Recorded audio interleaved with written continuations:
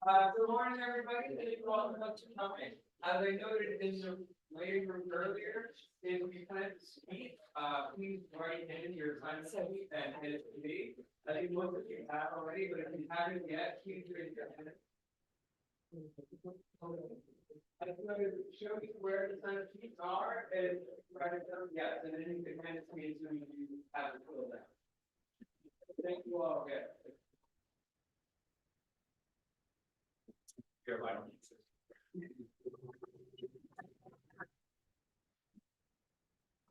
Good morning and welcome to the June 11th, 2024 public hearing of the Landmarks Preservation Commission. We'll begin this morning by taking attendance, and I'll ask our General Counsel, Mark Silberman, to call the roll.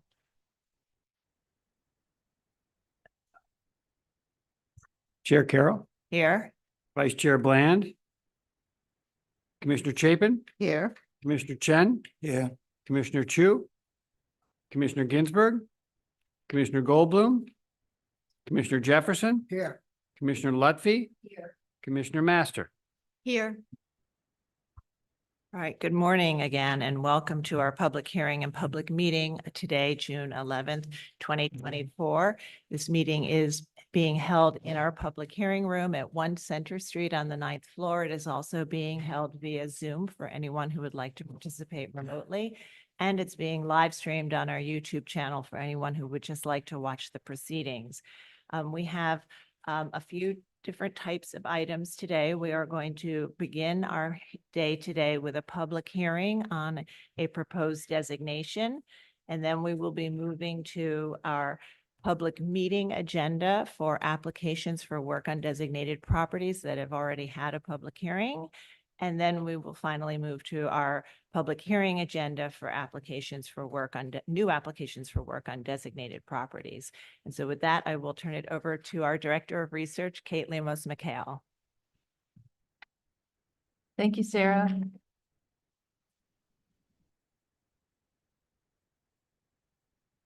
Item number 1 this morning is LP 2683, the proposed Willoughby-Hart Historic District in Brooklyn.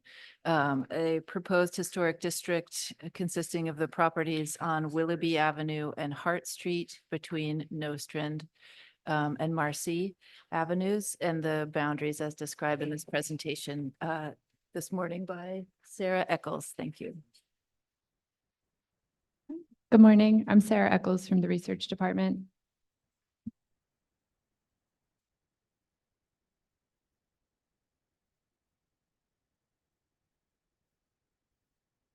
The proposed Willoughby-Hart Historic District consists of 2 blocks of cohesive historic streetscapes with row houses built between the early 1870s and 1890s, representing the early development of the Bedford-Stuyvesant neighborhood in the late 19th century. Largely employing the popular neo-Greek style, the resulting rhythm of intact stoops with decorative ironwork, ornamental door and window enframements, and projecting cornice line give the proposed district a strong sense of place and architectural quality that stands out within the broader neighborhood. The proposed Willoughby-Hart Historic District is bounded by Nostrand Avenue to the east, Marcy Avenue to the west, Willoughby Avenue to the north, and Hart Street to the south. It is located in the northwest corner of Bedford-Stuyvesant neighborhood in the vicinity of Clinton Hill and Bedford-Stuyvesant Historic Districts. Designated as we've continued to come back to focus on prioritized areas. The proposed Willoughby-Hart Historic District was first identified as an area of interest in a 1992 LPC survey of Bed-Stuy and was prioritized for further consideration in 2021 as part of a comprehensive survey update. Subsequently, we received a request for evaluation from the Block Association for a historic district encompassing this area. We have carefully studied it within the broader neighborhood context and in comparison to other historic districts in Bed-Stuy, and determined it merits consideration for designation. The proposed historic district was determined eligible for the National Register in 2008. The location of the proposed historic district was historically part of a community known as Cripplebush, which developed in the mid-17th century along the historic Cripplebush Road that connected the settlement of Bedford Corners to Newtown and Queens. Additional roads built in the early 19th century increased accessibility and led to growth. In 1855, the neighborhood, along with the surrounding areas of Bushwick and Williamsburg, were annexed by the city of Brooklyn and collectively known as the Eastern District. The land immediately within the proposed historic district was part of Henry Boehm's property. Boehm was an early landowner in Brooklyn, and his descendants were responsible for the development of the oldest row houses within the proposed historic district. Development started slowly in the 1870s. The first group of houses on Willoughby, developed by the Boehms, are still intact. The rest of the row houses in the proposed district were designed, constructed, and planned by a small group of builders, owners, and local Brooklyn architects, such as Thomas E. Greenland, Arthur Taylor, and Isaac D. Reynolds.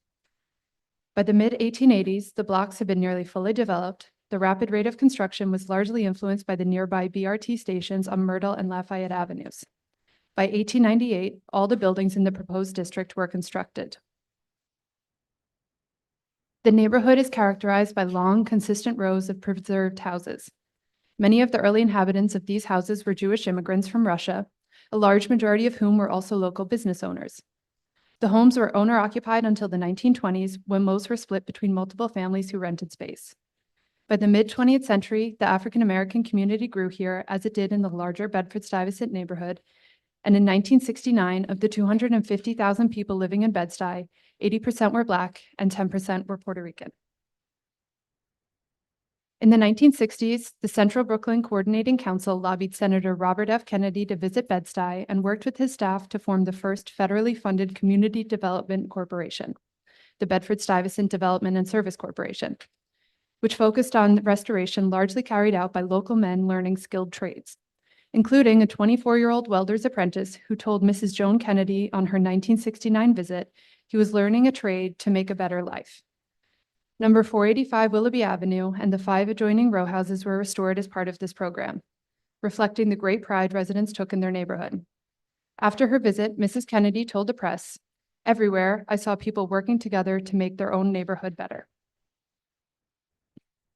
For a period in the 1950s, number 448 Willoughby Avenue was home to famed jazz drummer Max Roach, who played with notable jazz musicians including Dizzy Gillespie, Charlie Parker, and Thelonious Monk. While living on Willoughby Avenue, Roach frequently drove other musicians into the village to play sets. And number 27 Hart Street was home to Countess Alma van Blücher. Blücher married the grandson of General von Blücher, famed for leading his army against Napoleon at the Battle of Waterloo in 1815. Beyond the quote-unquote famous people, these streets were home to businessmen, including a pioneer in the sheet, metal, steel, and iron industry, a female doctor practicing in Brooklyn since 1902, a veteran of the Spanish-American War, a captain of the Civil War who served under the Missouri Volunteers, an African-American woman who was a project manager of the WPA in the 1940s, and everyday working people. The historic rows within the proposed district are close to 150 years old and have been well maintained by generations of families. The proposed district has good integrity overall, with consistent historic streetscapes. Minor alterations primarily include replacement of doors, windows, stoops, railings, and resurfaced brownstones. Some houses have been raised to floor, a condition that we see was already present in the 1940s tax photos. Cumulatively, these alterations do not detract from the strong architectural character, streetscape integrity, and sense of place consistent with similar historic districts. Shown here is our analysis of building dates and styles represented in the proposed district. All the row houses were built during the last 3 decades of the 19th century during a time of transition from farmland to dense residential development. The most common architectural style is Neo-Grec, seen throughout the proposed district and employed throughout the phases of development. Row houses featuring a combination of Neo-Grec and Second Empire stylistic features are among the earliest buildings constructed, and row houses of Romanesque Revival and Queen Anne style houses on Hart Street are among the latest. The consistency in age and style creates a distinctively cohesive streetscape. Among the oldest in the area is a small group of Second Empire style, popular between 1865 and 1875 row houses. These 6 row houses on Willoughby Avenue are exemplified through their distinctive mansard roofs, which have remained largely intact. These buildings were constructed in 1872 by the Boehm family, who owned the majority of this land in the 19th century. The most common style in the proposed district is the Neo-Grec style, popular between 1865 and 1885, during the time of most development. The neo-Gothic style is exemplified by its stylistic classical designs, angular forms, including heavy door hoods and window enfranements, incised details, high stone stoops with cast iron handrails, and projecting cornices with angular brackets. Among the oldest examples of neo-Gothic in the proposed district are this group, developed by the daughter of Henry Borum, Susan Vanderveer, and her husband Charles. These houses on Hart Street were designed in the Romanesque Revival style, popular between the 1880s and 1890s. This style is exemplified through its distinctive rough-faced stone, rusticated basement, and arch entrances. The row also features Queen Anne elements such as checkerboard patterning, intricate carved detail, and imposing L-shaped stoops. These row houses came in the last phase of development in the proposed district in the 1890s. Designed by I.D. Reynolds and constructed by Thomas E. Greenland, the most engaged duo in this district.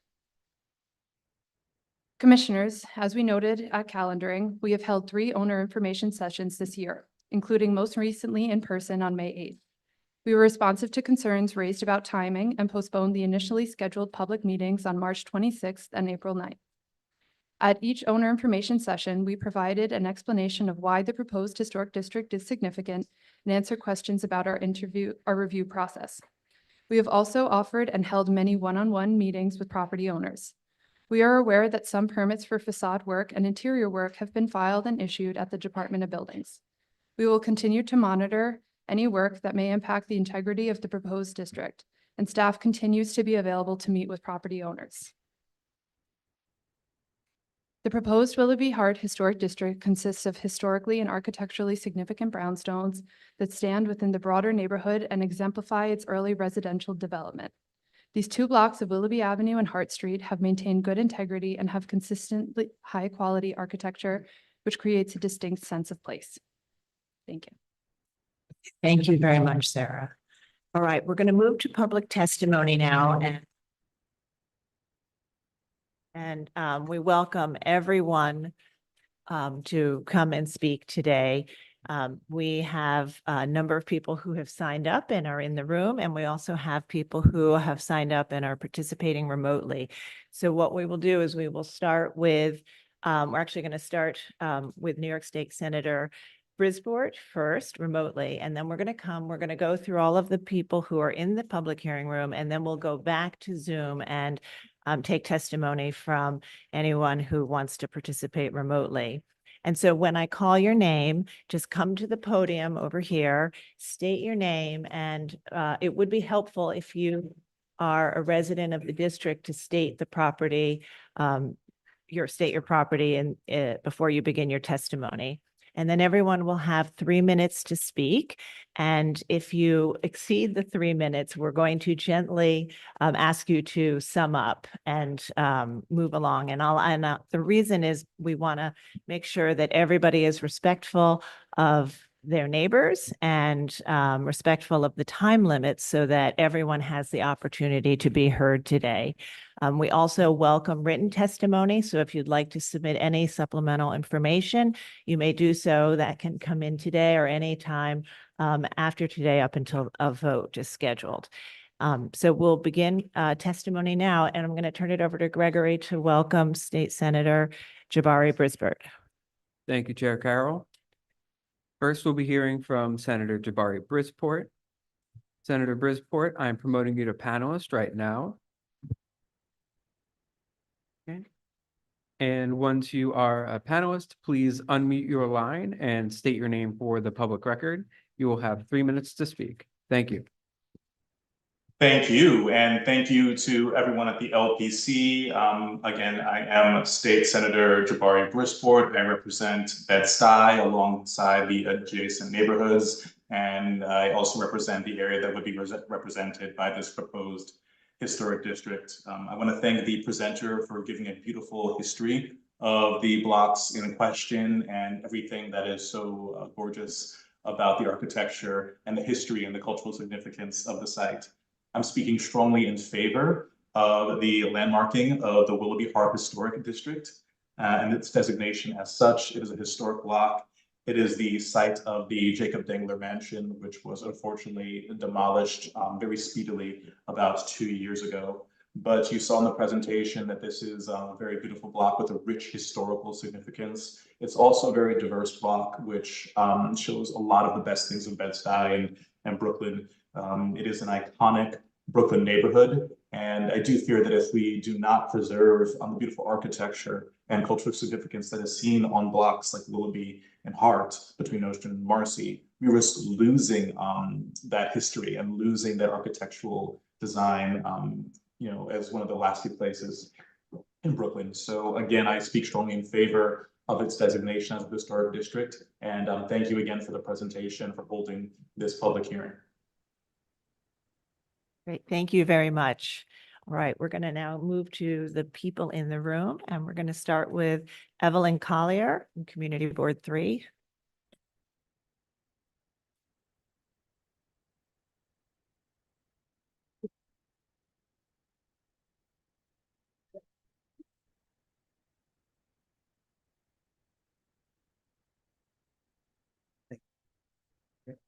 Good morning, commissioners, Chair Carroll. Thank you for allowing us to be here today. I'm representing Community Board 3. I'm the chair of Landmark and Preservation Committee. We're supporting the evaluation and the moratorium of the Willoughby-Hart Historic District. The Willoughby-Hart Block Association proposed the establishment of a historic district that includes the block of Willoughby Avenue and Hart Street between Notion and Marcy Avenue. The proposed district is of architectural and historical significance and is imperative that gentrification and rampant demolition be slowed for preservation of the unique and mostly intact historic urban fabric. It includes a continuous row of late 19th century neo-Gothic style row houses with unique facades. The Bedford-Stuyvesant blocks have been owned by a notable Brooklyn family and individuals for generations. The Jacob Daimler Mansion at 441 Willoughby was demolished due to its lack of protection. It was the home of the United Grand Chapter of the Order of the Eastern Stars, which was a community resource and meeting place for Bedford-Stuyvesant community members, where all have been welcome. The impressive mansion is sorely missed, and the remainder of the block should not see a similar fate. Considering the pressure of development, it is essential to protect the endangered area. Nearby residents take pride in the historic building and deep community roots of these blocks. Therefore, Community Board 3 strongly support the Willoughby-Hart Block Association request for evaluation and an association moratorium on development to preserve the architectural and historical integrity of the area for future generations.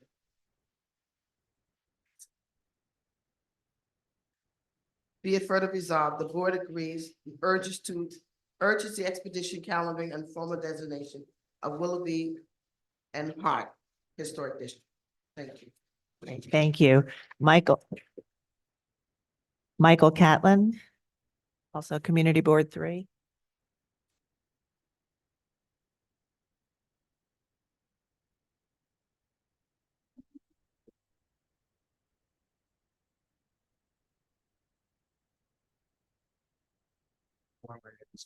Catlin, and I'm here today representing Community Board 3, which I am the second vice chair.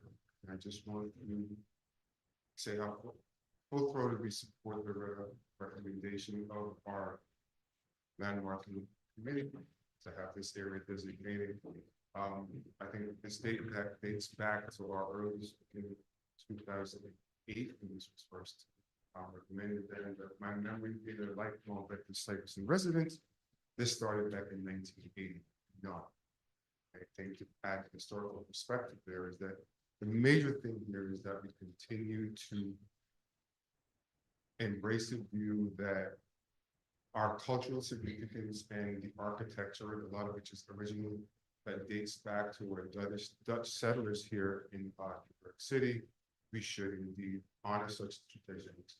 And I strongly recommend this commission designate this area to be preserved for generations and continue what we want to continue to view as legacy building for our Thank you. Thank you. Thank you. Brampton Tolbert, Historic Districts Council.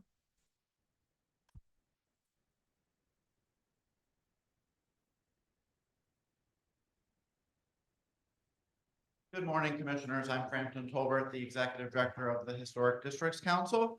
As the citywide advocate for New York's architectural, historical, and cultural neighborhoods, the Historic Districts Council enthusiastically supports the designation of the Willoughby-Hart Historic District. The proposed historic district encompassing Willoughby Avenue and Hart Street between Marcy and Nostrand Avenues offers an especially cohesive and highly intact streetscape of late 19th century Neo-Grec, Template Empire, and Romanesque Revival row houses that create a unique sense of place. The district is also home to several notable and cultural figures and helps tell the story of the evolution of this part of Brooklyn over 150 years. Many of the homes have been lovingly maintained and stewarded by neighbors and community members who have called these blocks home for generations. Landmark designation offers neighbors further resources in that effort and supports building owners new and old in helping maintain the historic character of these two blocks. The Commission has recognized the worthiness of these blocks since the early 1990s, and current community advocacy has further helped raise efforts about these blocks. HCC is proud to be working closely with neighborhood advocates on the campaign, and we have lent support through several Landmarks 101 presentations, distribution of educational materials on landmarks designation and financial incentives for historic buildings, and expert advice throughout the process. We thank the community for its tenacious effort on behalf of this designation and all the local elected officials for their support. We look forward to Willoughby-Hart becoming the newest New York City Historic District soon. Thank you.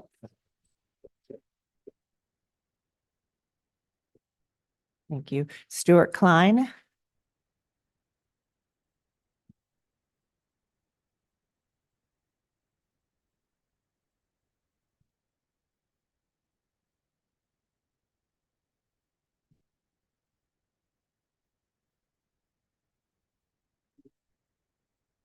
Good afternoon, Madam Chair, Commissioners.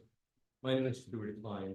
I'm a partner and I would like to work with this law firm, and I'm going to speak to an entirely different product, different item, to it, the procedural mechanisms behind how we got here today. At one time, I was the General Counsel, Inspector General of the Building Department in 5 separate agencies, so I'm fully familiar with the rules and regulations of the landmarks. Mr. Klein, if you could speak up a little bit louder. I Sure, think but- with the air conditioning, it's a little Okay. hard to hear. I want to speak to you today about the rules of procedure and how we got here. The presentation on the first, that called this to a vote for today was not complete. It did not include the 92 referral from the federal government. It also did not include 2 reviews taken in 2008, nor apparently, I understand, another review that was taken later on, and the final review taken in 22. So we are now 32 years after the fact, and this was presented to the board. So I don't quite understand how a vote could have been taken without those multiple items, those 4 or 5 items having been addressed, and make a determination why it was previously either not granted or not marked on the calendar. Also, the first designation, the final designation rather, was presented on the 22nd, which was the day after the vote. So nobody in the community got a chance to look at the 320-page final designation, leaving us a little less than 2 weeks to review it. So it turns out that for 32 years, this rested, did nothing. There were multiple actions, looked into it, and it was never landmarked, never calendared. And I'd like to find out why that is the case, and the people I represent, about 40 or 50 people who live in the community, why they didn't have access to this material so they can make a cogent legal argument as to why they don't think that it should be reserved. So I don't believe anybody in the area had a full and complete review of the documents that were presented to the board. As a matter of fact, I don't think the commission had a full and complete record. It didn't have anything from the 292 presented, the 2008 presented, the subsequent 2008, and the review that took place in 2021.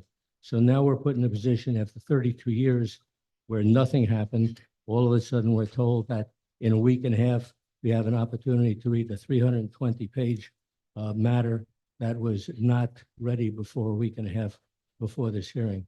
So I respectfully ask that this matter, after discussion today, be adjourned for a month so I can look through the report and see what, if any, arguments I have against it. Right now, I have several, but they're not fully fleshed out because we simply do not have the information I asked for. I asked for pictures. I was told by Ms. Land that she's looking for them. I was told that there was no pre-draft report by correspondence from Ms. Lem. And I was also looking for correspondence, emails from other commissions, the buildings department, the mayor's office, and they're still looking for them. Okay. And also, they're also looking for the designation photos. So Okay. we're So, completely Mr. Klein, we can work with you on your FOIL request, but we've exceeded the 3 minutes. So if you I'm can sorry, I wrap can't up hear the, sorry? Okay, I'll finish up right now. Okay. So the bottom line is, my people have been put in a position that after 32 years, they suddenly get this dumped in front of them and told, okay, make a decision.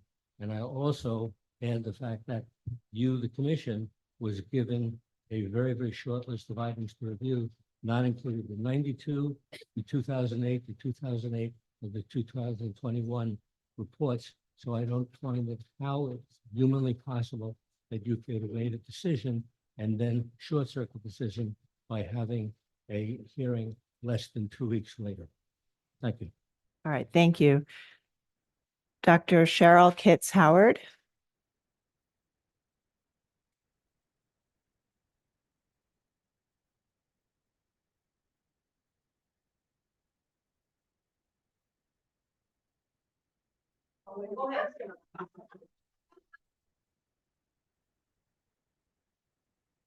Hi, I am Cheryl. Can you hear me?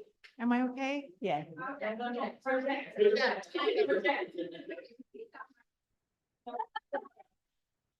I want to thank you all first and foremost for helping and educating and allowing us all to understand. It's been so very important. It has helped the community come together in a way that perhaps we haven't seen in the last 32 years. It's time. It really is that simple. It is time. Willoughby-Hart is like a garden. And the buildings, like these beautiful flowers. And the people have been their caretakers. They have watered and toiled and laughed and seeded. They've watched destruction and they've worked again to bring it back to its glory. And then you've stepped in and you've given us the hope and the joy that we can now take it to even the next level. We can make this beautiful garden bloom. Because it's time. It's time for this beautiful garden to bloom. Now, that is how I feel. And as this morning, I was taking my little girl out the door to school, she has a message for you, for all of you. And she said to me, "Mommy, please don't forget to tell them. Don't forget to tell them, this is Sesame Street. They'll understand if you tell them it's Sesame Street, that we get to live on Sesame Street. And make sure they don't destroy Sesame Street, so just tell them." And so to you, I give you her message. Please help us preserve Sesame Street. And really, that is all I have to say. Thank you, and help us preserve what we all here have worked so very hard for the last 32 years to ensure stay intact. Thank you.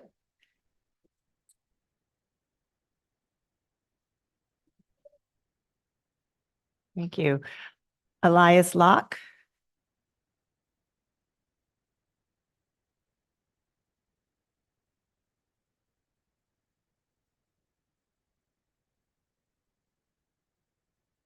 Good morning, everyone. I can't follow that message at all, so I won't try. I originally wasn't planning to speak, so I can keep it very brief, thankfully. I live on 465 Willoughby Avenue. And I know we're talking about a very small section of our neighborhood, and making a decision on it, but I wanted to change the scope just for a second and just outline something really simple. I've had kind of the privilege and the luxury of traveling to a lot of different places in the world. Places like Kyoto or Florence or Paris. And all of those places put in a lot of effort to preserve their architecture, their culture, what they have. And it's not just for tourists, it's for the people too. It's for keeping something around that really is valuable. And I know we are talking about something very small, but I think it is valuable in the larger, broader scope of keeping those things around. It's pretty much it. That's why I'm in favor. Short and sweet. Thank you all for having this meeting, listening. Thank you.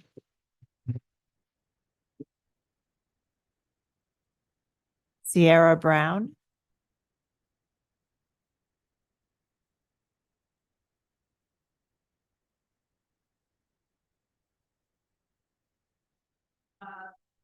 Good morning, everyone. My name is Sierra Brown, and I am the beneficiary of the brownstone that's at 54 Hart Street. This property was purchased by my great-grandmother, who was a nurse, and the house was her pride and joy. Bones of the house have stories of people from generation. For me, my great-grandmother and my father, who inherited the house, are both deceased. And, you know, the house is part of my history. It's something of theirs that I want to preserve. Right now it's blue, but you know, we're gonna change that. So it's, you know, that's how I'm known, the girl with the blue house. But you know, I think I speak for a lot of the people on the block who want to preserve the character of the street, the block parties in the summer, and all the other things that make the street unique. Professionally, I've worked with I work in placemaking. And I've worked with different cities and countries where who came before me, the historical character of a neighborhood is really important. And hopefully you guys see it that way too. So thank you. Thank you. Roe Howard.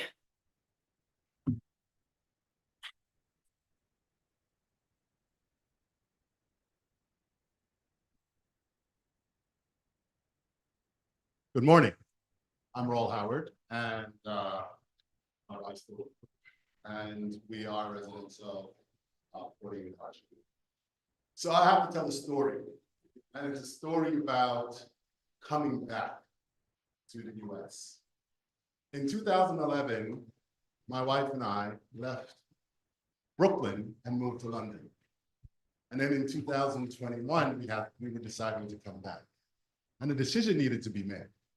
We own two brownstones, one on Tompkins Avenue and the other on Hart Street. And there ended up being a fight about where we were going to live. And the fight was about the preservation of the neighborhood. You see, the brownstone that we own on Tompkins, although we are and have preserved it and restored it to its original detail, sits as the only brownstone on that block That's the brownstone. And on Hart Street, my wife said, we have all brownstones. How do you beat that? Not a hard argument. But what we'd also learned is we'd spent 10 years in the UK. And I'm in property. And I had seen a community preserve facades from hundreds of years before even we were talking about the properties built in Brooklyn. They would tear out the entire back portion of a building and then build beautiful glass and steel and other pieces of construction that you would marvel at. But on the front, they preserve the heritage. They can say it's Georgian, it's Elizabethan, it's this, it's that. They preserve the heritage.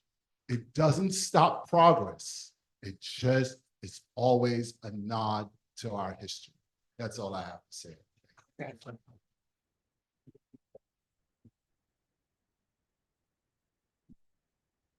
Thank you. Sylvia Phi.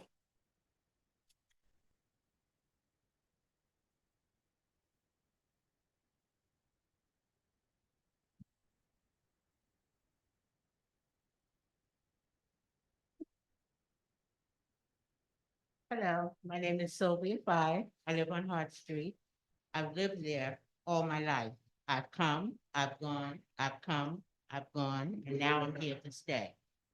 It's a wonderful place to grow up.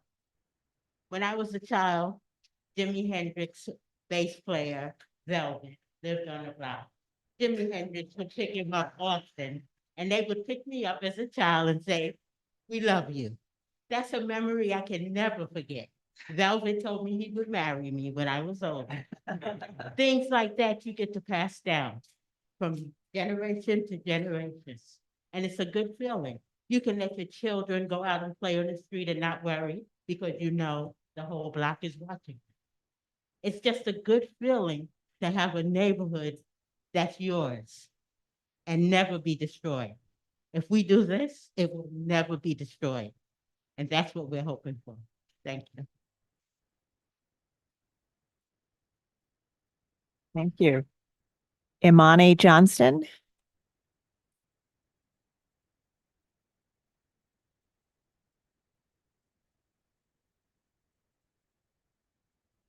Hello, everyone. Nice to be here with everybody. I'm a native New Yorker. I lived in every borough except for Staten Island. I was raised in Queens and I've lived on Hart Street for over 10 years now at this point. And I first moved to the block when I was 23. And I was given a chance as a 23-year-old with your own apartment. Wonderful, right? And so moving to Hart Street, there's a sense of community. From the beginning, we have people on the block that we consider like our dads and our moms and our grandmas. If you have a flat tire, someone will come out and help you.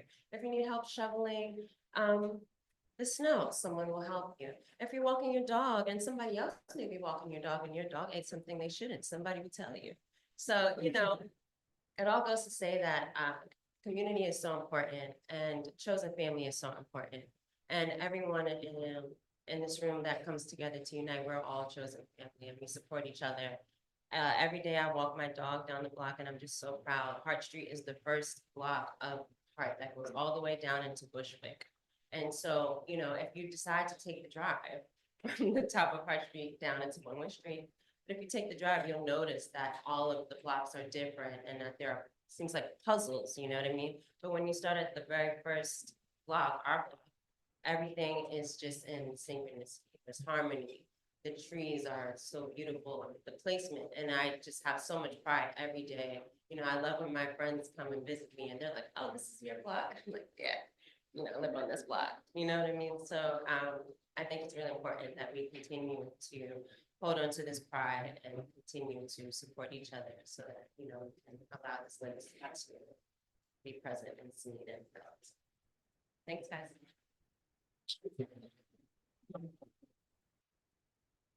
Thank you. Christopher O'Neill.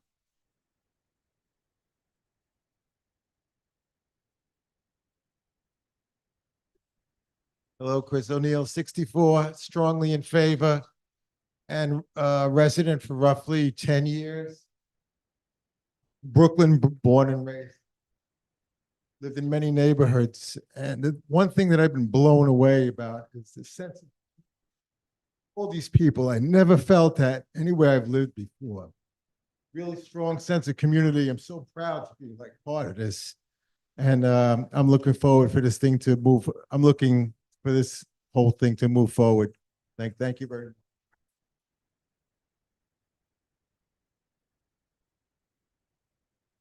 All right, and I have a sign-in sheet for New York State Assembly Member Zinerman.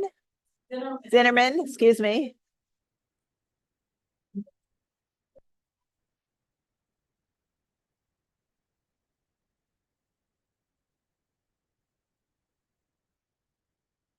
Good morning. I am New York State Assembly Member Stephanie Zinnerman, and I am here today to support my constituents. As a member of the community of Bedford-Stuyvesant, for now the third generation, it is my pleasure to support this effort. And I've got three quick reasons as to why I would urge each and every one of you to listen very carefully to all of the testimony that you received in writing and those who have showed up today to testify. If I had time, I would have stopped by my office and picked up this huge sign that we had printed recently from New York State Attorney General Tish James. And this evening, we'll be having a community meeting, an informational session to talk about just how deed theft has decimated our community. Between 2010 and 2020 census, we lost 23% of our population. And if you look at that map, you'll see that we're on pace to lose a similar number of people who are legacy families in our district. And we're doing everything that we can to hold on to these residents so that they could age in place, that they can continue to contribute to our wonderful neighborhood, the vibrancy that we have in the 56th Assembly District. So deed theft is something that's really, really important to us. People are being harassed every single day about selling their property. And so we want to make sure that people understand that homeowners can be protected just as well as tenants can, and there are tenants and homeowners represented here today. And I bring that up first because that's the context for which that we're here today. People are very agitated in the community about what has happened over time. Certainly the welcoming of all new neighbors. I think you all took a picture to highlight what the neighborhood looked like 50 years ago and what it looks like today. We're proud of the diversity in our community. But we want people to come and stay. We don't want people to come and steal or exploit. And what I know, having worked with the Brownstoners of Bedford-Stuyvesant and the Crown Heights North Association, landmarking those areas has led to the preservation of those blocks in our community. And we have had a plan for a number of years, at least since 2007, when I moved back to Bedford-Stuyvesant, to landmark different parts of our district. And every time that there's a strong showing for that, people show up and opposition happens.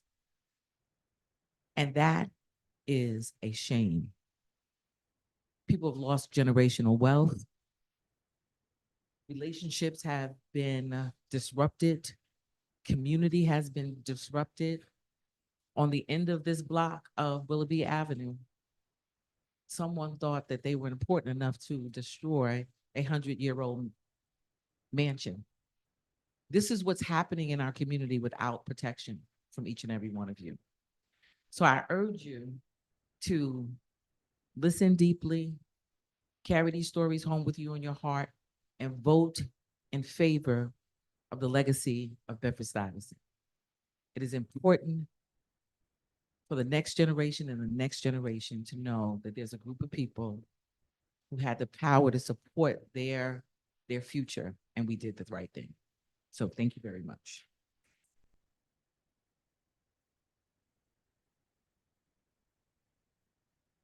Thank you. Suzette Shepherd.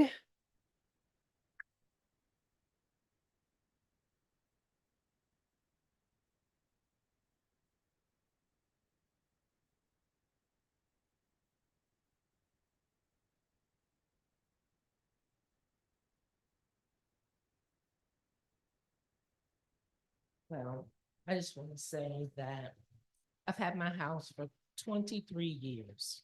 I raised my girls there. They have moved on.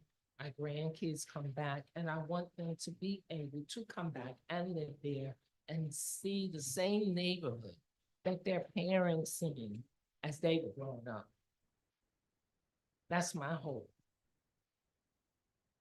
So I'm asking y'all to please.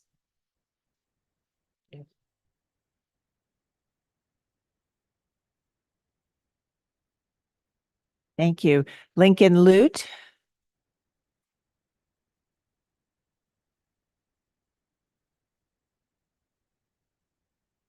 Hello, everyone. My name is Lincoln Luke. Can you hear me? I live at 78 Willoughby Avenue. Been for almost 10 years now. Yeah, it's been my home for longer than any other place aside from the house that I was born and raised in. And I think a lot of that is due to the community and people that welcome you there. The fact that neighbors check in on one another and help actually carry their burdens. I'm going to keep it brief. I just wanted to say that everyone behind me has gotten to experience the history that I think is a part of the identity of New York. Buildings that we live in, that we sleep in, that we cook meals in and have people over in. Families have done that for years and years before us. And I think that's so beautiful that we've gotten to experience that, walk the same floors that generations before us have walked. And I think future generations deserve to experience that as well. I think it's kind of rare to have a block, especially in this area that has so much history. I believe, future people deserve to experience that as well. Thank you. Thank you very much. And we are continuing to accept sign-in sheets. So if you haven't signed in on paper, even if you signed up in advance, please feel free to sign in on a sign-in sheet and hand it to Gregory, who can add it to our list here. All right, well, next we'll call Everett Hughes.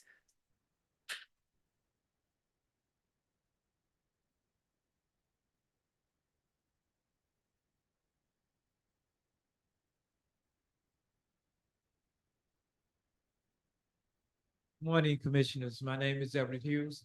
I'm the owner of 74 Hart Street. I have owned the building since 2005, and I'm in favor of landmarking. I would like to say that I am also the owner of a building in a landmark area on Decatur between Trooper Marcus Garvey. And there's been a lot of rumors that once you landmark, that your insurance rates go up. They don't.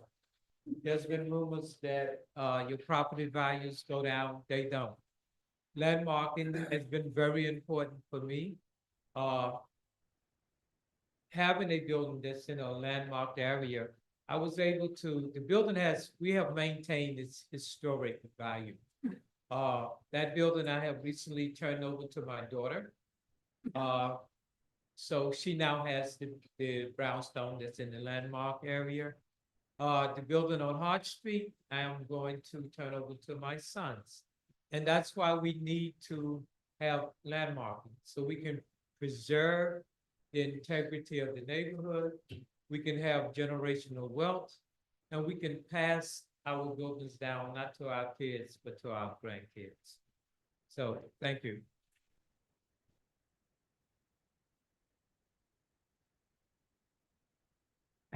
Lauren Caudry.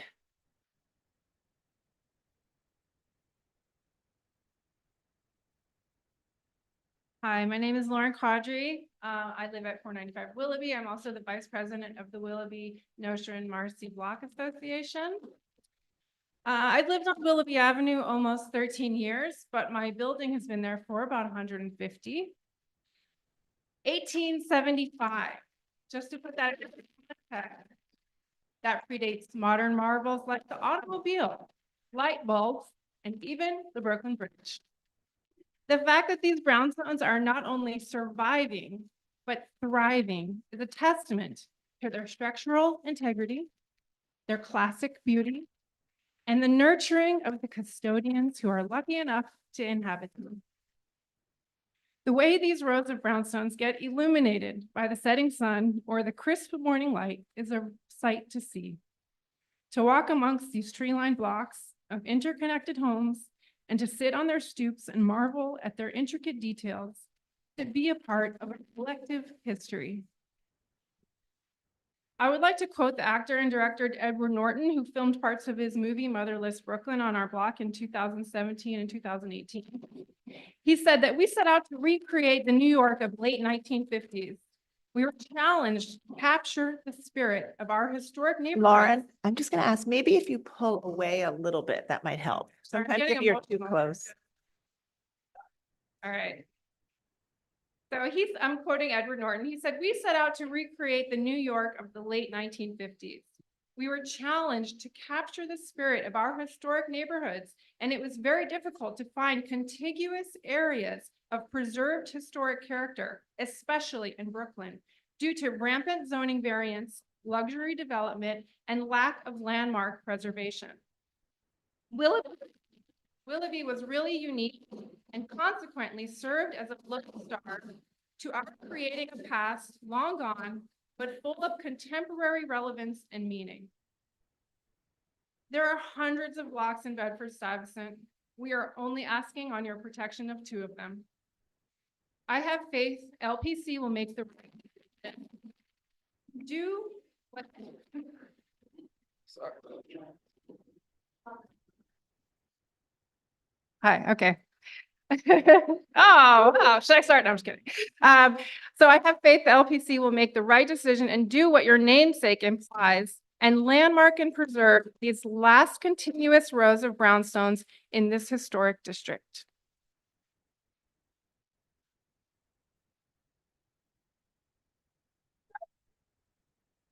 All right. Adam Bailey.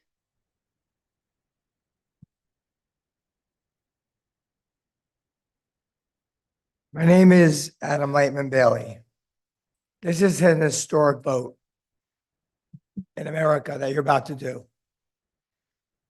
Never in the history of the United States of America has a body voted to remove this many Jews from streets through passing a vote by a law governing body. When you look at whether this deserves it, you see walking the blocks that I've done many times, and I'm happy to give it to you to pass around. There's nothing, not one building on this block deserves landmarking qualities. Now, this may be a great, wonderful community, but none of these have landmarking status. In fact,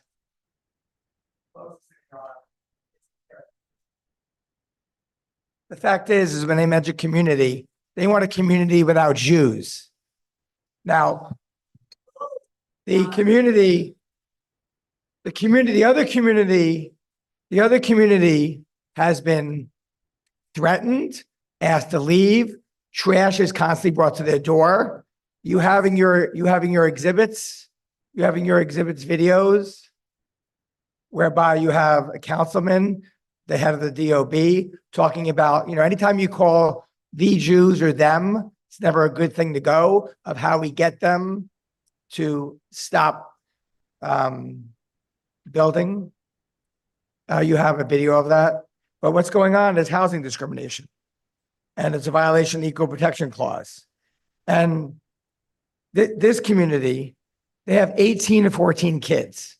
So if you landmark any of their homes, they can't add on extensions. They can't make alterations because it's expensive. It takes at least 8 months under landmarks to do what they need to do in every one of their homes in order to exist and to live. Now, I don't know what's happened. October 7th happened. You've already inspected this property in 2008. we aren't able, when we asked for a discovery in the 2 weeks we had to investigate this, we only got 8 emails that, nothing had 2008 in it. When you decided not to landmark it in 2008, you came back in 1992. We've gotten no information on the 1992 attempts to landmark it then when you decide not to landmark it then. 2021, the one building that you decided to investigate there, we've gotten no discovery or information on that either. There was a community board meeting. We were not invited. We were not notified. There was no vote whether to vote for landmarking of the district. So we. I got it. I'm cut off like this. We don't get information. We don't get invited to meetings. We were not involved in the process.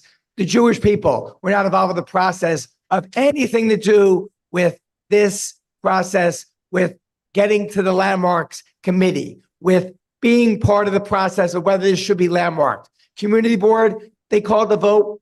There was no vote called. There was no notice of a bill being called. Landmarks, we weren't involved in anything. 2 weeks time to prepare for this is. All right. And yes, while I'm doing my 3 minutes or whatever time I have, they're hackling and yelling and screaming and I can't even focus. But I understand what this is. This is, let's get the Jewish people like they've done to hitting them, harming them, dropping off trash, trying to get rid of them. We're going to asking the lead, up now. placing false violations. This is anti-Semitism. That's what this is. All right. And this should be turned down based on that alone. Okay, And thank you please, for your don't be testimony, sir. the first committee in the United States of America to commit anti-Semitic act by legislation since.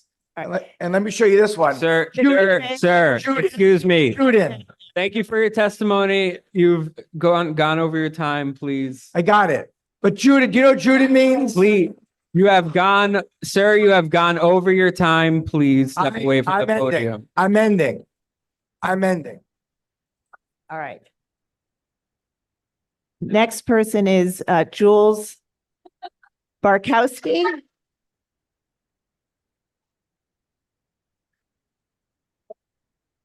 Thank you very much to the commission. My name is Jules Barkowski. Thank you very much to the commission and to all our neighbors. My name is Jules Barkowski. I'm a tenant at 484 Willoughby. I am a Jewish tenant on the block. I have lived there since. Excuse me, sir. I would actually very much like for you to hear what I'm having. Sir, please, you had your time? You had your time? Please have a seat and we will let you watch. You wonder why people act like you do, huh? See that? Anti-Semitism. Why are we people? Okay, Mr. Bailey, can you please sit down? Mr. Bailey, can you please sit down? And can we ask everybody here, Mr. Bailey, you've had plenty of time to talk, please. Okay, and can everyone else please, let's remember this is a public hearing. Let's everyone please not interrupt each other and there's a lot of people here who want to speak. So let's try to move it forward. Again, be respectful. Thank you very much. You can continue. Can you start his time again, please? Good morning, commissioners. My name is Jules David Bartkowski. I'm a tenant at 484 Willoughby Avenue. I've lived there since February 2021, and advocating for landmarking and organizing with my neighbors has added vibrancy and fullness to the life that I'm creating in Bed-Stuy. I grew up in New Jersey. I always knew I wanted to live in Brooklyn. I am thrilled to be living in this community in Bed-Stuy. My grandfather was one of 2 members of my family to survive the Holocaust. I am a Jewish member of this community, and I demand that this accusation of anti-Semitism be removed from the understanding of this issue. My mother was born in a displaced persons camp, and my grandfather passed along to my mother, who passed along to me a desire for justice, democracy, and equal rights. What we are looking for in this situation is to preserve the historical integrity of this community. I have witnessed in the time that I have lived there, the displacement of the historic community, the destruction of historic buildings. We are unwilling to continue to watch that, and the opposition are people who also care about preserving historic preservation. We have had meetings with the community who is in opposition to this. They agree they want these buildings to be kept intact. The only way for that to be done is for a third-party institution, which is what the Landmarks Preservation Commission is for, is to be part of that process. We desperately need you to be that third party. We cannot just manage this on our own. This is what this commission is for. I urge you to vote quickly and in favor of this landmarking, and I refuse any anti-Semitism accusations. It breaks my heart and is personally offensive.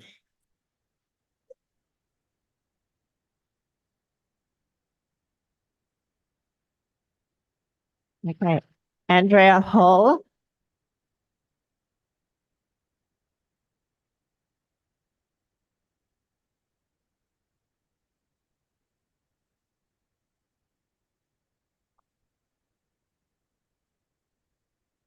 Good morning. First, I'd like to say this is not about religious persecution.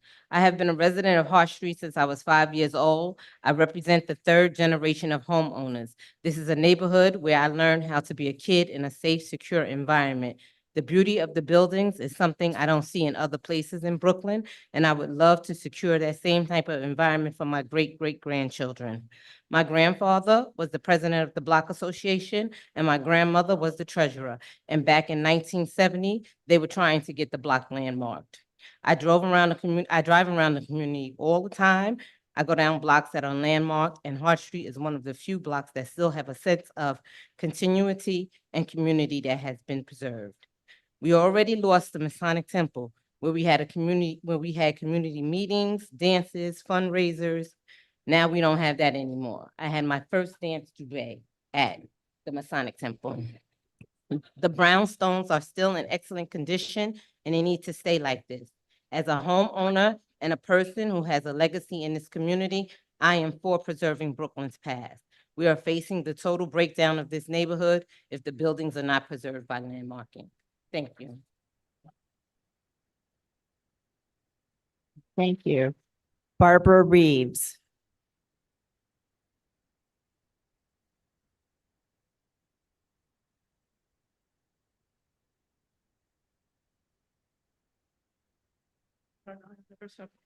Can you hear me? Yes, you can hear you. All right, I was not going to bring this up, but I'm a New York Jew and I'm happy on my block.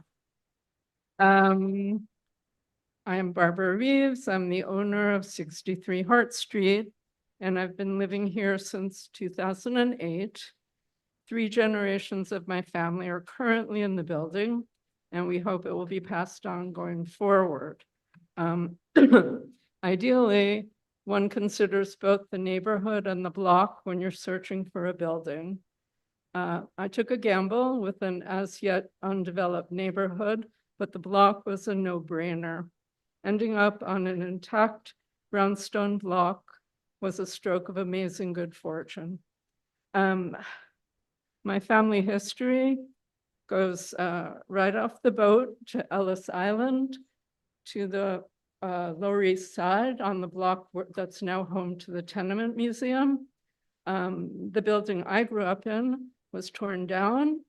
The building I raised my children in Lower Manhattan in a loft collapsed. I witnessed the trade towers being built, and I also saw them coming down from 6 blocks away. My father was born on Rodney Street, which is less than a mile away from where I'm living now. My mother was on 110th and Broadway. New York history is my history. Jane Jacobs and Robert Moses are personal to me.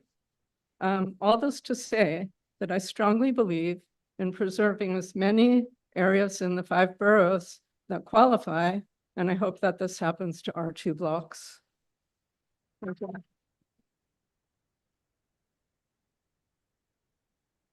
Thank you. Joanne Joyner Wells.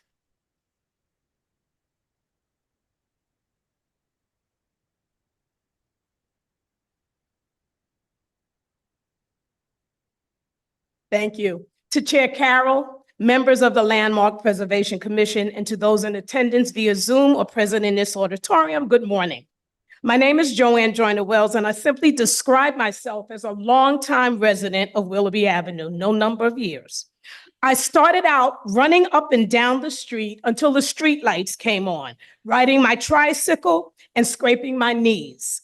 I am now thankful to my parents and grandparents, a homeowner of 2 homes on Willoughby Avenue. As a longtime resident of Willoughby Avenue, I acknowledge that our request to landmark our block is not new by any means, and it is simply a revitalization effort by residents to continue and complete the work that was started by our parents and grandparents in the 90s, when residents such as Roosevelt Williams, James Williams, known as Jim, Emma Cholette, Jackie Griffin, Fritz Murray, Thelma Branch, Joseph Joyner, and others put forth the request for landmarking. The reason was the same as it is today: preservation of community. Over the course of time, certainly our community has changed. People have moved on, moved out, and moved in. And that is indicative as we look at our membership roster today. Despite that, we are still one of the friendliest, inclusive blocks around. And it pains me to think that we are being accused of being anything else but. All we ask is that we are given the honor and blessings of acquiring one of these beautiful homes, that you make a decision to become a part of the community that you desired to join with the same goal of preservation. The interesting thing about brownstones in Bedford-Stuyvesant is their element of connectivity. And I think that element is what we hope to maintain. Connectivity to the community, its rituals and routines, and history most of all, its beauty. I assume that if you buy a house adjoining mine, you understand that you are connected to me by a wall. That connects our property. Therefore, we are neighbors, or we should be neighbors. We move into a community because there is something that attracts us: the parks, the cultural institutions, the schools, the landscape, but most of all, the people. People moved into the Willoughby-Hart District because something attracted them to our community. I hope that LPC will see today that the reasons we moved into this community still exist, and therefore support our efforts to become a reality. I thank you in advance for your timely consideration of landmarking the Willoughby-Hart District. Thank you.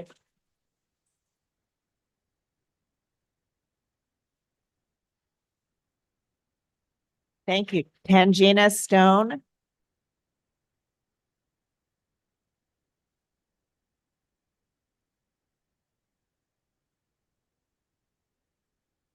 Y'all clap for Joanne one more time. Good morning, everybody. I'm Tangina, and I live on Hart Street. I'm a little emotional, so I'm going to try to get this out and be quick. Today, on the way to this hearing, my neighbors and I traveled together, and we talked for a moment about the African burial grounds nearby. When it opened years ago, and I heard about the project, I was so excited to attend, and I was only 19. I learned so much. I learned about the people who built this city and the symbols that were often etched into the buildings all over it. One of these symbols that stuck out to me was a Sankofa. I recognize this one, the heart shape with the swirly ends, often on the iron gates and entrances and stoops all over my neighborhood, on my block, on Hart Street, and throughout the Willoughby-Hart Historical District. When I see these symbols, I am reminded of what it took to build this city and my neighborhood, the journeys traveled, the love and the care that it took to transcend. My neighborhood has given me a family in a city where I otherwise would not have had one. My neighborhood has given me a chosen family, intergenerational friendships and relationships, aunties, uncles, and standing grandparents who have taught me to go back and get it, which is the meaning of the Sankofa symbol, to learn from the past to build a beautiful, bright, and more sustainable future. I want to see my chosen family, my elders, my neighbors thrive and exist with no threat of being displaced. I want to see our history, our culture, our work, and our journeys be honored and preserved. Not only these things, but cherished. Landmarking this district will help us do just that. It is my hope that you all take today as a call to action and that you vote to preserve this district so that 50 years from now, a young Black, queer, misfit woman in search of family, connection, and reminders of our history can reach out to a thriving community of people who will happily remind her and invite her to the block party and to sit on the stoop and be. Thank y'all.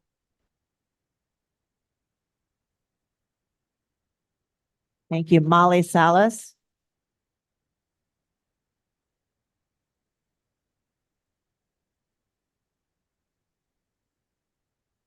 Good morning. Can you hear me?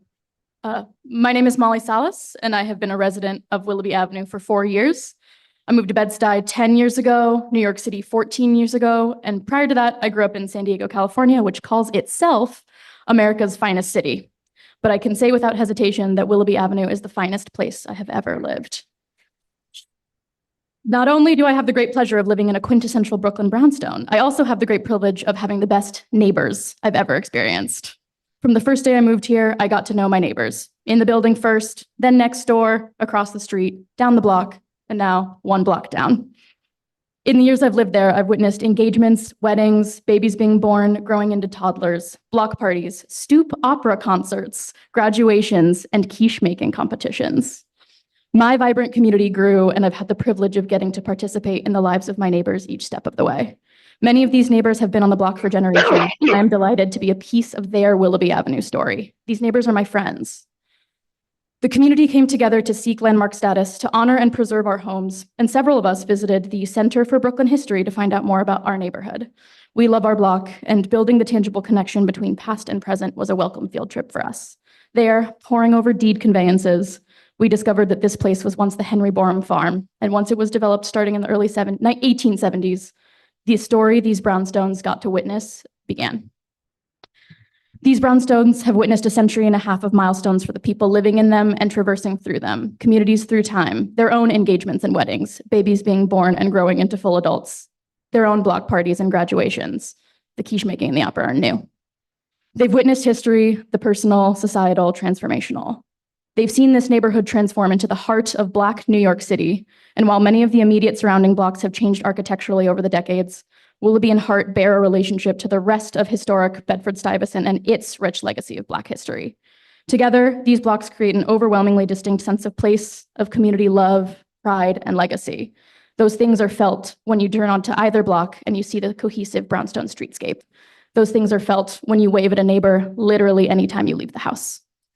On Willoughby and Hart, we get the unique opportunity to preserve the architecturally significant markers of this place in time while they are still here to be preserved.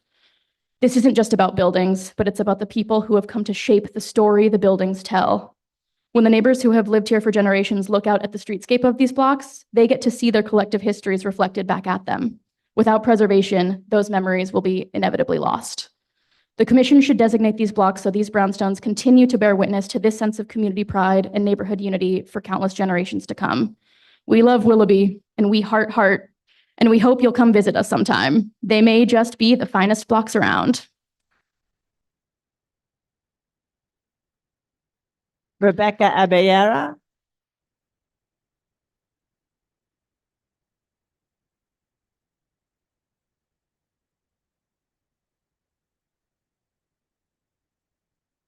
Hello, my name is Becca Abelera. I'm a Bed-Stuy resident, community organizer, and urban planner strongly in favor of the Willoughby-Hart Historic District to keep the community in the community.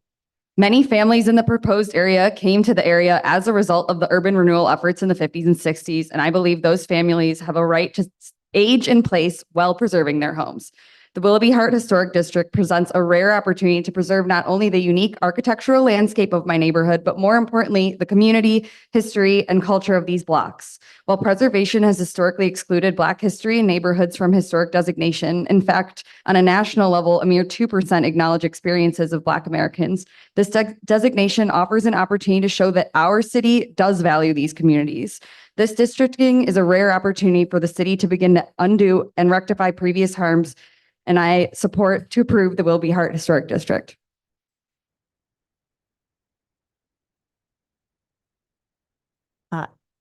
Ina or Ella McPherson?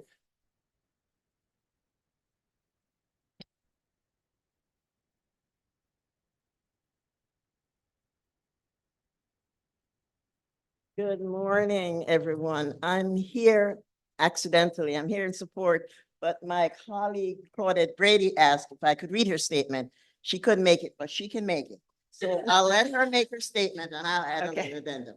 Thank you. Take it. Good morning, commissioners, Bed-Stuy family. My name is Claudette Brady, and I am the Executive Director of Stay Harlem Now. I was previously one of the community advocates who advocated for the designation of the Bedford-Stuyvesant, expanded Stuyvesant Heights, and the Bedford Historic District. At the May 21st calendaring hearing for the proposed Willoughby-Hart Historic District, Vice Chair Bland asked, the community was surveyed in 1992. Why did it take so long to get to us? Chair Carroll responded, there are priorities that we establish in terms of how we get through the process of actually getting to those designations. End quote.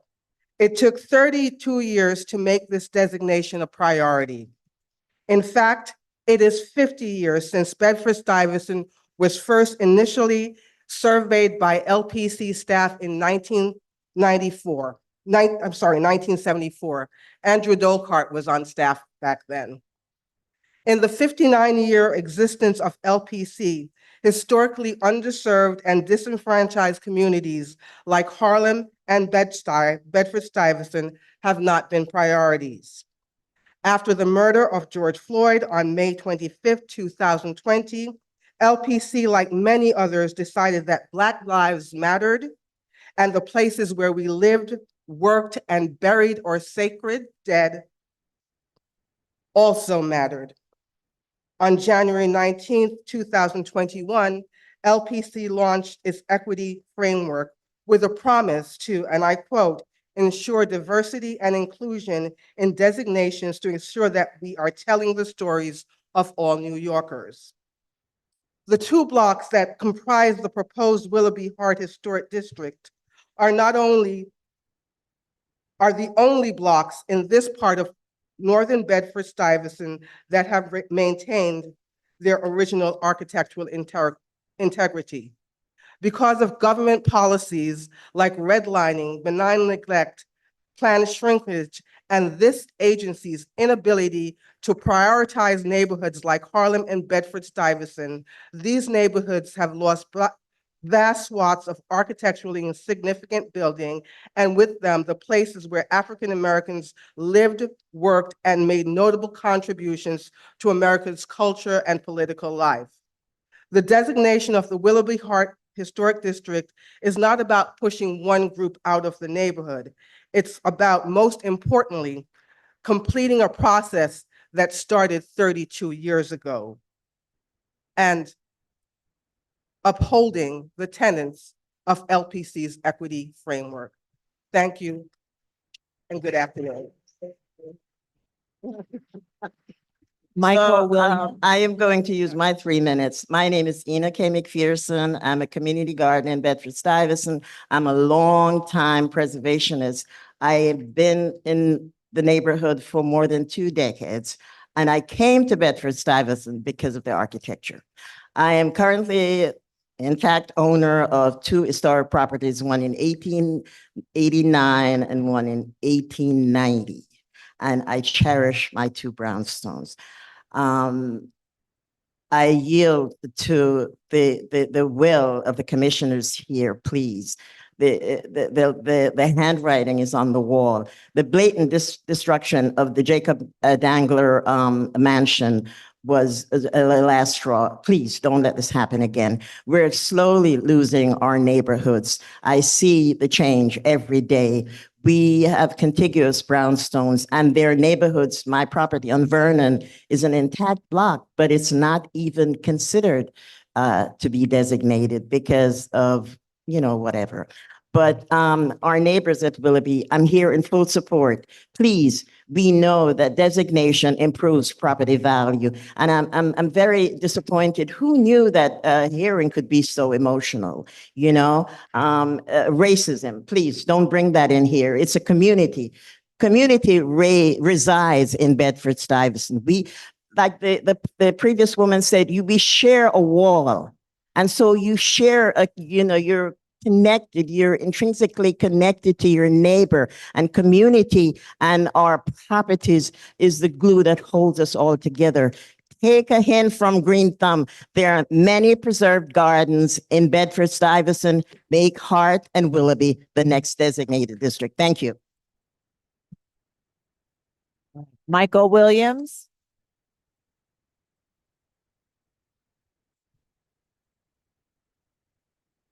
Michael Williams.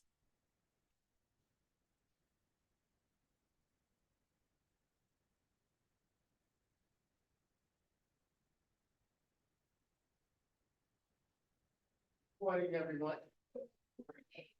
My name is Michael Williams. I live at 481 Willoughby Avenue. I lived there 61 years. I'm showing you this because I was part of the Dangler Mansion, which was, we call it the temple. I was a Cub Scout member there. I still have this. Scout's honor. So this weekend, we had a photo shoot. This is back in the day.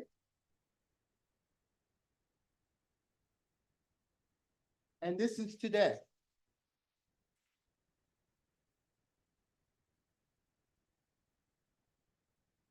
So the love that we have in our community, we welcome all.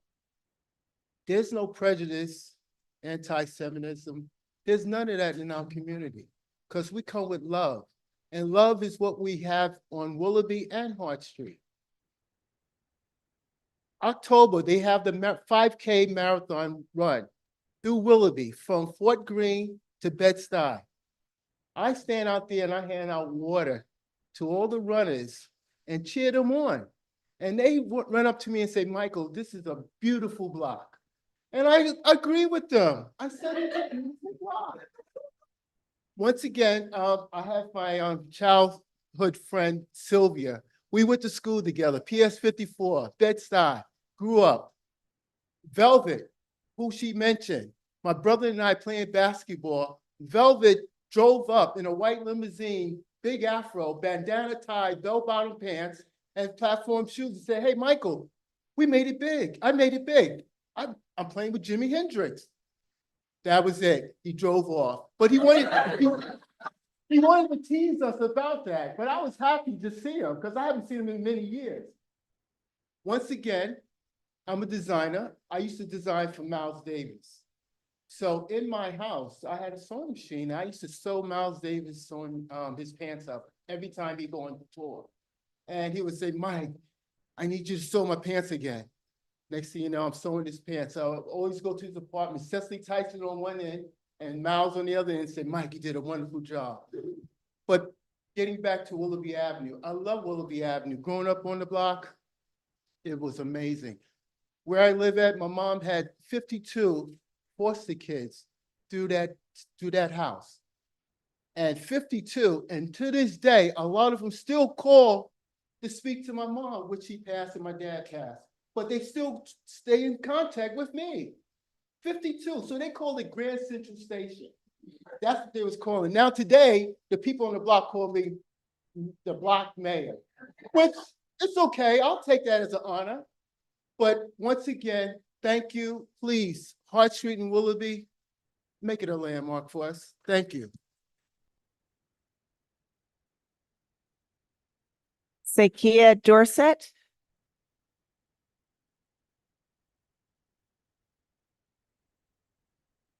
I watched on the day of the destruction of the Dangler Manor as a well-connected, expert effort was executed against the people of Willoughby-Hart. What happened? Ms. Dorset, I'm just going to ask you to speak at the mic only Let it because we're happen. on Zoom and I want the participants to hear you. Who let it happen? Where did this expert demolition equipment come from? What was this collected effort that suddenly appeared on that morning? And why was the clock run out on landmarking that allowed for the demolition to happen? A grave injustice was done that day. And we've heard about the injustice of the LPC over the years. 30 plus years of injustice against Willoughby-Hart Historic District. This is the moment. Do not let it pass you by. This is not a debatable vote. This is a no-brainer. Why is there a real estate attorney present to take the names of people that testify? And why is there whistleblowing? Don't let another destruction happen under the guise of whistleblowing. As I was filming the demolition, the developer, who was well connected to folks here today, said to me, "You beg for money. I have my people. I have the money. Remember that." We aren't moneyed. We don't have all the people, power, and connectivity. We only have each other. We only have the memory of these blocks. We've proven that everyone that has lived here loves the block.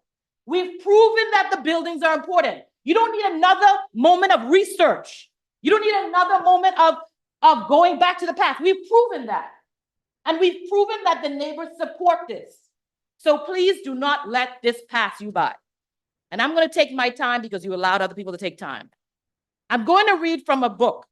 It's called This Here Flesh by Cole Arthur Riley. It says, collective memory requires that we piece together the fragments of individual memory and behold something not necessarily larger, but with greater depth and color. We have given you the collective memory today. Vote yes before it is too late. Bedford-Stuyvesant is under attack. That is the truth. Buildings are being wiped out. Families are being broken up. People are being taunted. They are coming to people's buildings. They are saying, move to Florida. We are going to give you the money. This is facts. Do not let this vote pass you by. This is the day.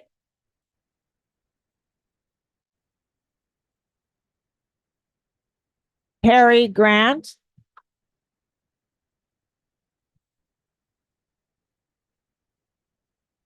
Harry Grant.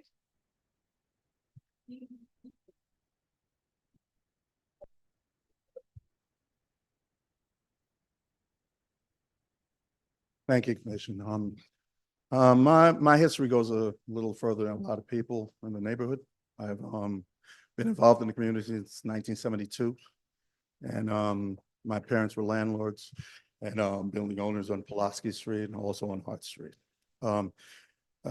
I've lived elsewhere, but we've been on the block because of being landlords and owners all that time. And when we came back with my immediate family in about 98, we were doing the rework on the house. It was Eric Adams himself who walked us through the property and said, you know what? Yeah, this one, work on this, hold this down. So I have a memory of going through the redlining years when we fought hard. I'm a contractor. My father was a contractor. We went through all of that firsthand and had to maintain what exists now. And if it wasn't for people such as us, these buildings wouldn't exist right now because we had to fund it through working and no funding from banks and anything. That's how we have a community to actually be in the room talking about right now. So, you know, the dialogue that is going on, obviously you can see that this is a community of love. Every color, every type, every kind is in the room. And the one thing that love has created is a bond. And that bond is against bad actors, bad contractors, people coming in with fake deeds and kicking entire people out of their buildings to the streets. And then later on, you find the actual owners, and then the same people go running down the street and into wherever. We've dealt with that as a community, and it's every ethnicity involved in fighting this, or against our elderly getting shafted or bad issues. You can look in the room. You've seen the discourse. You can see who we're all sitting next to each other. This is my community, and we've been there. This is 50-something years of seeing this community grow and be galvanized. So beyond that, relating to the discourse the gentleman was giving, as I said, we fight against bad actors. We've seen people get hurt in bad construction. We've seen calamities and building basements get dug down and disrupt the buildings next to them. It's illegal construction. We've shut down buildings, calling into the Department of Buildings, shut some things down 10 times, and sometimes it still goes through. We have an illegal building 2 buildings over that you go on Google, it can't be seen on Google. All of a sudden, that one building can't be seen on Google. We galvanize and fight these things. The system always seems to override community. We live, we move on, we've survived harder things. But now, the energy, as I said, in fighting those bad characters, we'd have to move a building back. When we had a discussion like this, but among us as a community, because it was disrupting the look of the block that was historically there. We fought that privately. We had constituents of 60-something years sign petitions. I had 178 names listed.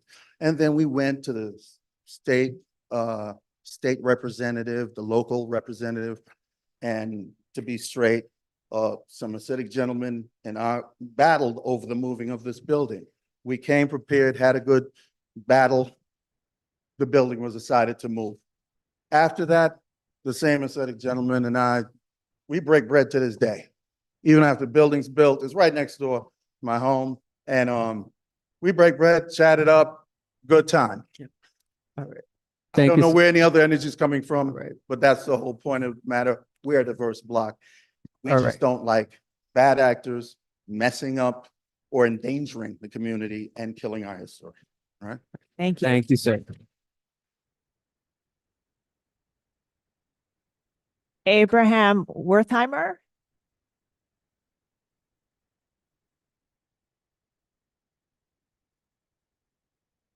Hi, my name is Abraham Wertheimer. I'm living 468 Willoughby since 2013. That's my primary residence. I'm living there. And the thing is, I'm not, you hear only one side of the voices that is, I'm upset the landmarking, and I have a lot of our community that is out of town now because tonight is the holiday of Shviut. Next 2 days, they travel out of town. We are together, over 35 landlords that own the properties. And we did the math down to the bottom. We see that it's against our favor. And as this properties, this blocks is already under zoning of 6RB that have a lot of restrictions. You can't build over 50 feet high. You can't. You have a restriction of 2 point times your property, and the all things what's talking about destroying the community. It's not possible. You have to save the look, and since it's under the zoning codes from the DOB, I don't know why. There was a question and answer a few weeks ago, and the question and answer was asking why does the LPC restricted the backyards? If I'm allowed to, there was no clear answer to that question. I'm allowed to build 2 times the FAR. I'm allowed to build by the zoning codes a 10-feet extension up to 2 stories. Why does the LPC look into my backyard if it's not changing the front, the facet, and from the landmark? We bought with my partner, we bought in 2013. We looked on that block. I like the brownstone. I could see my house number is 468. You could see we didn't change anything. We leave it as it is because we love it. But why we need more restrictions on the backyard when we are allowed from the DOP to build in the backyard? That's my concern. That's why I'm opposite. In the name of all my friends, we're asking to give a fair chance to bring other meeting, to give them the fair chance. It's because they are religious and they're traveling out of state because the holiday, they didn't have a chance to show up and they want to raise their voice that they are also opposite the landmark. Thank you. Christine Parker.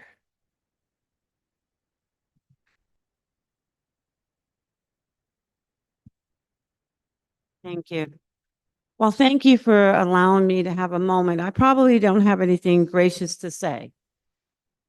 I'm appalled the fact that we have to be here asking you again to do the right thing over 32 years. I'm not sure if you can hear me because I'm tall and amazing, but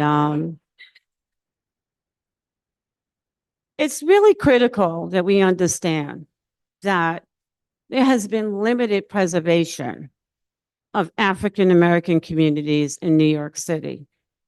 And while this is not a wildly diverse board, we're concerned that we have to continue to plead our case for something that should have happened a long time ago.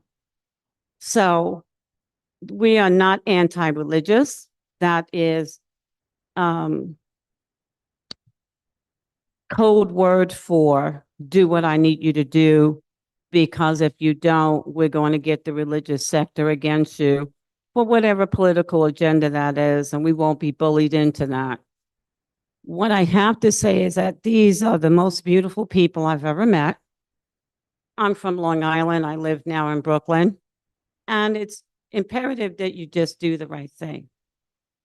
You've taken an oath of service, and we expect you to stand on that and treat us fairly. All right. Thank you. So that is the end of the sign-in sheets. I want to ask if there is anyone else in the room who wishes to speak on this item. All right, we're going to now move then to our remote participants. So I'm going to turn it over to Gregory Kahlo, who will take us through any remote participants. Thank you, Chair Carroll. We do have a number of remote participants with their hands raised. The first we'll be hearing from is Samuel Stern from Brooklyn Community Board 3. Samuel Stern, I am promoting you to panelist right now. Okay. So please unmute your line and state your name for the record. You'll have 3 minutes to speak. Thank you.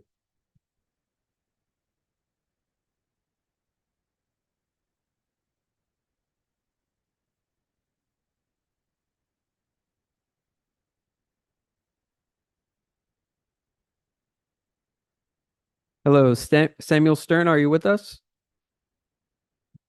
Okay, I'm sorry, I was muted, I'm sorry. My name is Samuel Stern, I'm a member of Community Board 3. First, I want to make it clear as an Orthodox Jew that what Mr. Bailey said and did is wrong and shameful. Anti-Semitism should not be a part of this civil debate. I know emotions are running high, but please don't take him as a reflection of the homeowners trying to advocate for the legitimate wishes not to be landmarked. I was at the Community Board February 7th board meeting, where it was supposedly voted to expedite the calendaring. The issue was not on the agenda. I wasn't aware that it's coming up. There was no prior landmark committee vote. Instead, they walked out from the full board to vote on it, and they brought it to the board. They said, and no one had a chance. Of course, community members didn't know what's going to happen, so they didn't have a chance to speak, to voice their opinion. They said that on the agenda they will ask for evaluation, but the actual resolution of asking to expedite the calendaring, this was not the vote. So the community members didn't have a chance to weigh. Now to the core of the issue. What I see here is a tale of two neighborhoods. On the one hand, I hear people living in euphoria, utopia, and the sweet child wants to live on Sesame Street. Good for her. On the other hand, when I'm in the board, I hear members rail about unaffordability. People don't have living space. I reside on Throop Corner, Tompkins, just 5 blocks away from this area, and it feels like I'm in a different planet. When I walk down Tompkins and Throop, people stay in the line for food. They need common basic needs. People suffer, they're homeless. The tale of those struggling families, some of whom who finally found a house to buy through great effort and struggle, is hardly heard today. They're not connected to Jacob Dangler developer. Besides, they both are Jewish, some are Orthodox, and he's a secular, but they have nothing with him. I'm puzzled. For people to advocate for if they have a decent apartment should not be a shame. It was called shame, it's not a shame. They have a legitimate need. Honorable commissioners, I know your profession is preservationism, but there are families who need a roof on their head. Their children look for a bed where they don't have to sleep doubled and tripled up. So they have legitimate needs, please. If you leave, those who live in Utopia, thank God for that, and I understand you want to stay there. But don't call it a shame for others to try to advocate for what they want. And they have common basic needs. Please don't cuddle in your 2 blocks. Speak out of your 2 blocks and look at what people in the city are looking for. I hope you take this into consideration. Please understand others at least. And I certainly hope that the commissioners will take this into account. It's not about Jews and non-Jews. It's about those living in the utopia, the haves and the don't haves. So please don't try to tear one community against another. We all have needs. You want to stay with your blocks, but other families want to have decent houses. However this ends, let me ask all of us, please let's come together at the end and let's break bread again. Thank you for listening to me. Okay. Thank you so much for your testimony. Next up, we will be hearing from David Niederman. David Niederman, I'm promoting you to panelist right now. Okay. And once you join as panelist, please unmute your line and state your name for the record. You'll have 3 minutes to speak. Thank you.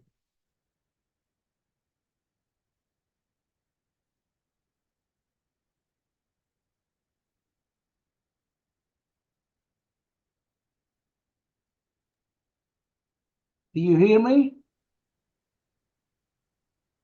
Hello, David Niederman? Yes, you hear me? Yes. If you could try to speak up as much as you can, that would be appreciated. Okay, thank you very much. Good morning. Dear Honorable Chair and distinguished commissioners of the Land Preservation Commission. My name is Rabbi David Niederman. I'm the head of the United Jewish Organization of Williamsburg and North Brooklyn, the central social service and advocacy agency for the community of more than 75,000 residents in Williamsburg, Clinton Hill, and Bed-Stuy. Our organization is for the last 70 years at the forefront of bringing housing opportunities to the neighborhood. We have a history of vigorously advocating for our community, yet at the same time working to improve conditions for all residents in all communities. Soon, applications will open for 88 Troop Avenue, a very low-income development with 140 units that we built jointly with Lasuris, Riseborough, and St. Nick's. We recently formed the Williamsburg and Bed-Stuy One Coalition with Bed-Stuy Restoration, Bridge Street Development, El Ponte, Lasuris, and Riseborough.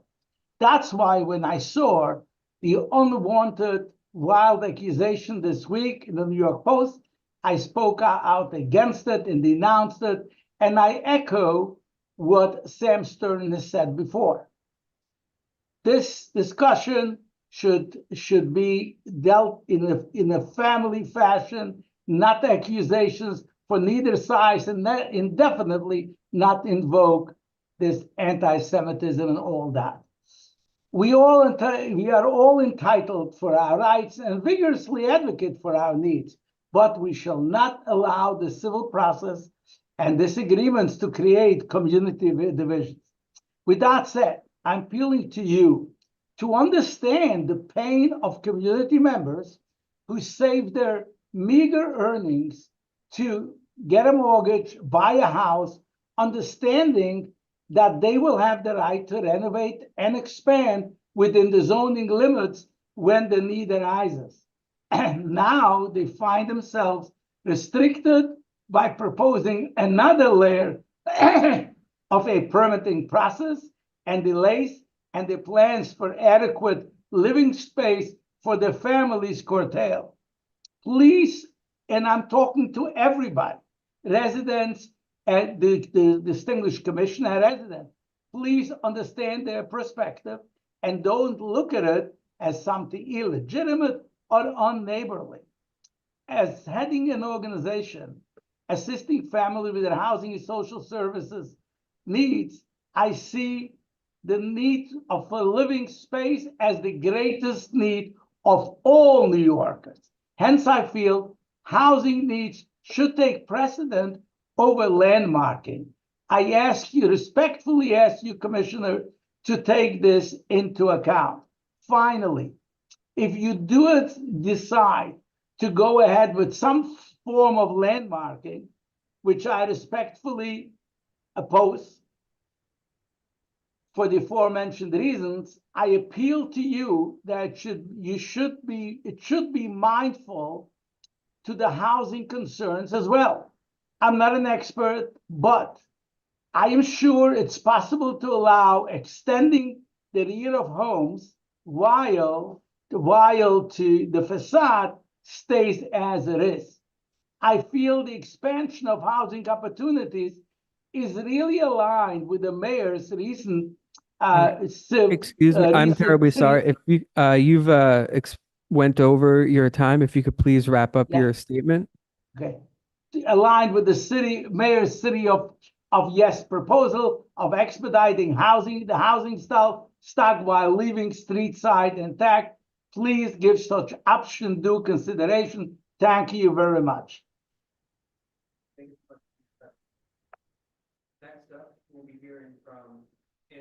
Next up, we'll be hearing from Andrea Goldwyn from the New York Landmarks Conservancy. Andrea Goldwyn, I'm promoting you to panelist right now. Please unmute your line and state your name for the record. You'll have 3 minutes to speak. Thank you. Thank you. Good morning, still morning, Chair Carroll and Commissioners. I'm Andrea Goldwyn speaking for the New York Landmarks Conservancy. The Conservancy is pleased to join local advocates and elected officials to support designation of the Willoughby-Hart Historic District. The 2 blocks of the district also comprise most of the Cripplebush Historic District, which is eligible for listing on the State Register of Historic Places. The Conservancy submitted documentation for that district to the State Preservation Office in 2008, based on the earlier map of LPC study areas and additional research.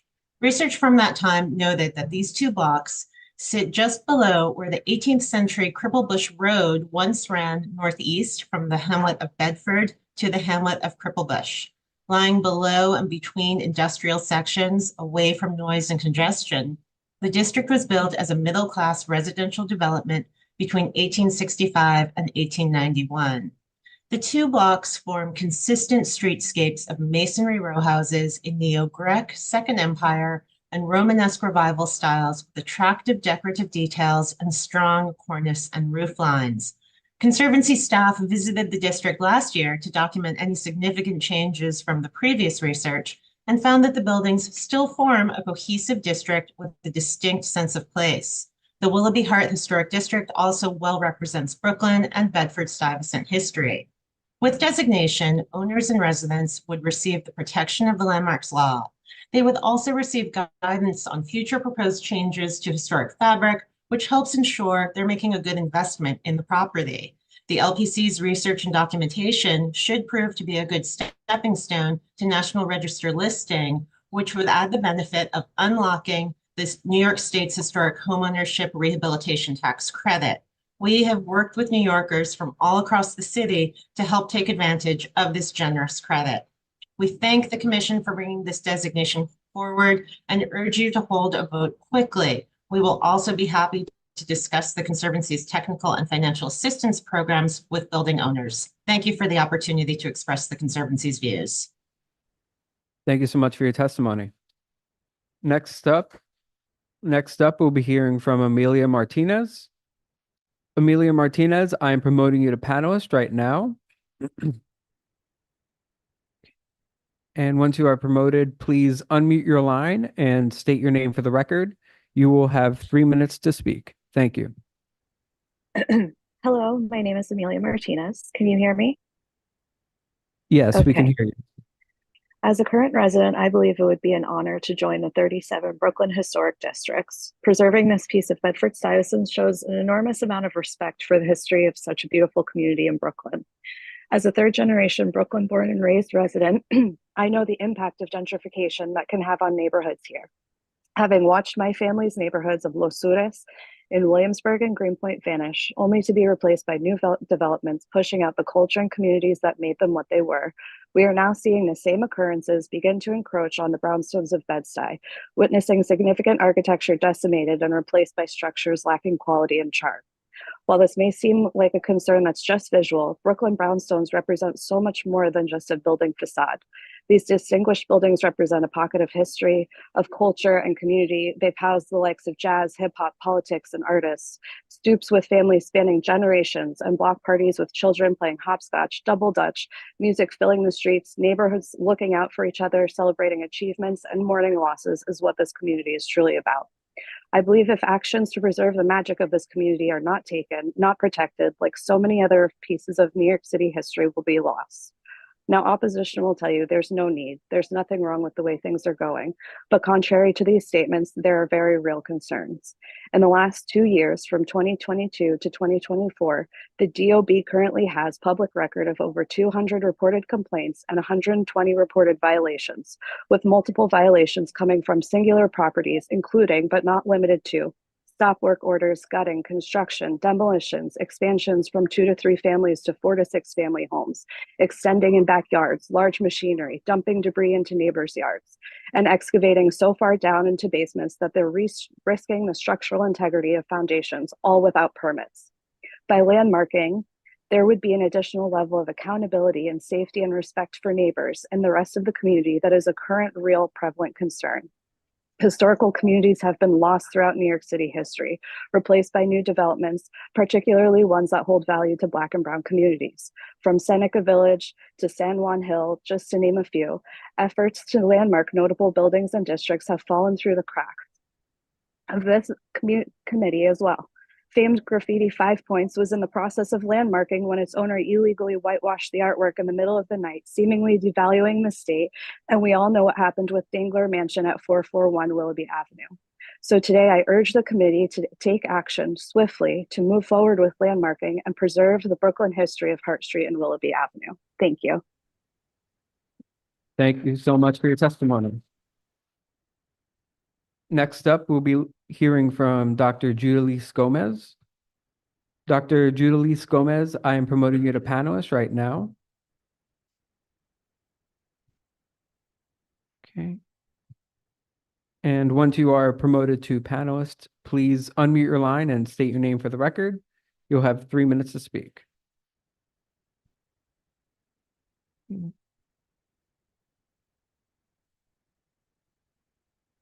Okay, okay, she just accepted.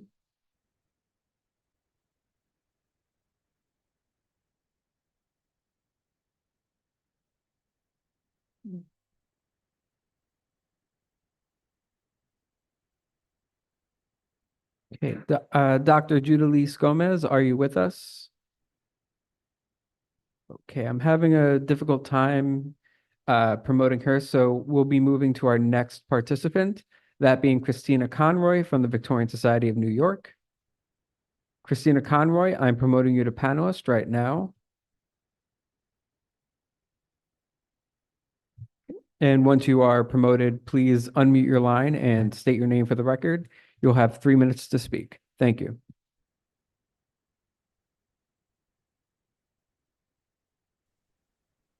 Good morning, Commissioners. I'm Christina Conroy for the Victorian Society, New York. Now, founded in New York City in 1966, the Victorian Society in America is dedicated to fostering the appreciation and preservation of our 19th and early 20th century heritage. The New York chapter promotes preservation of our historic districts, individual and scenic landmarks, interior and civic art. The Victorian Society enthusiastically supports this designation. These compact, cohesive, and intact row house streetscapes are architecturally and culturally significant. The district clearly meets the criteria for designation. Designation would protect an architectural and historical anchor for a neighborhood with few designated landmarks and no historic districts. It would also add a layer of support for the efforts of the residents and owners who have lovingly maintained the houses for generations. It's necessary to mention the recent tragic demolition in 2022 of what would have been the district's gateway and its most architecturally significant building, the Jacob Dangler House. These preservation losses have happened before, and they will undoubtedly surely happen again. It was just such tragedies that brought the Landmarks Commission into being nearly 60 years ago. When these tragedies occur, they often have the effect of galvanizing the public, overcoming the opposition of elected officials, and encouraging this commission to act. Such reactions are reasonable, even righteous. We think the Dangler House site should be included in the historic district. This now empty lot is not an edge to be excluded, but a gateway to an otherwise intact district. The Landmarks Commission should have a role in the design of the district's gateway. This is absolutely within the sphere of good preservation planning. Including the lot would also have the beneficial effect of sending a message that cavalier actions regarding the landmarks laws have consequences. Thank you, commissioners. Thank you so much for your testimony. Next up, we'll be hearing from Judy Schwimmer. Judy Schwimmer, I'm promoting you to panelist right now. Oh, and once you are promoted to panelist, please unmute your line and state your name for the record. You'll have 3 minutes to speak. Thank you.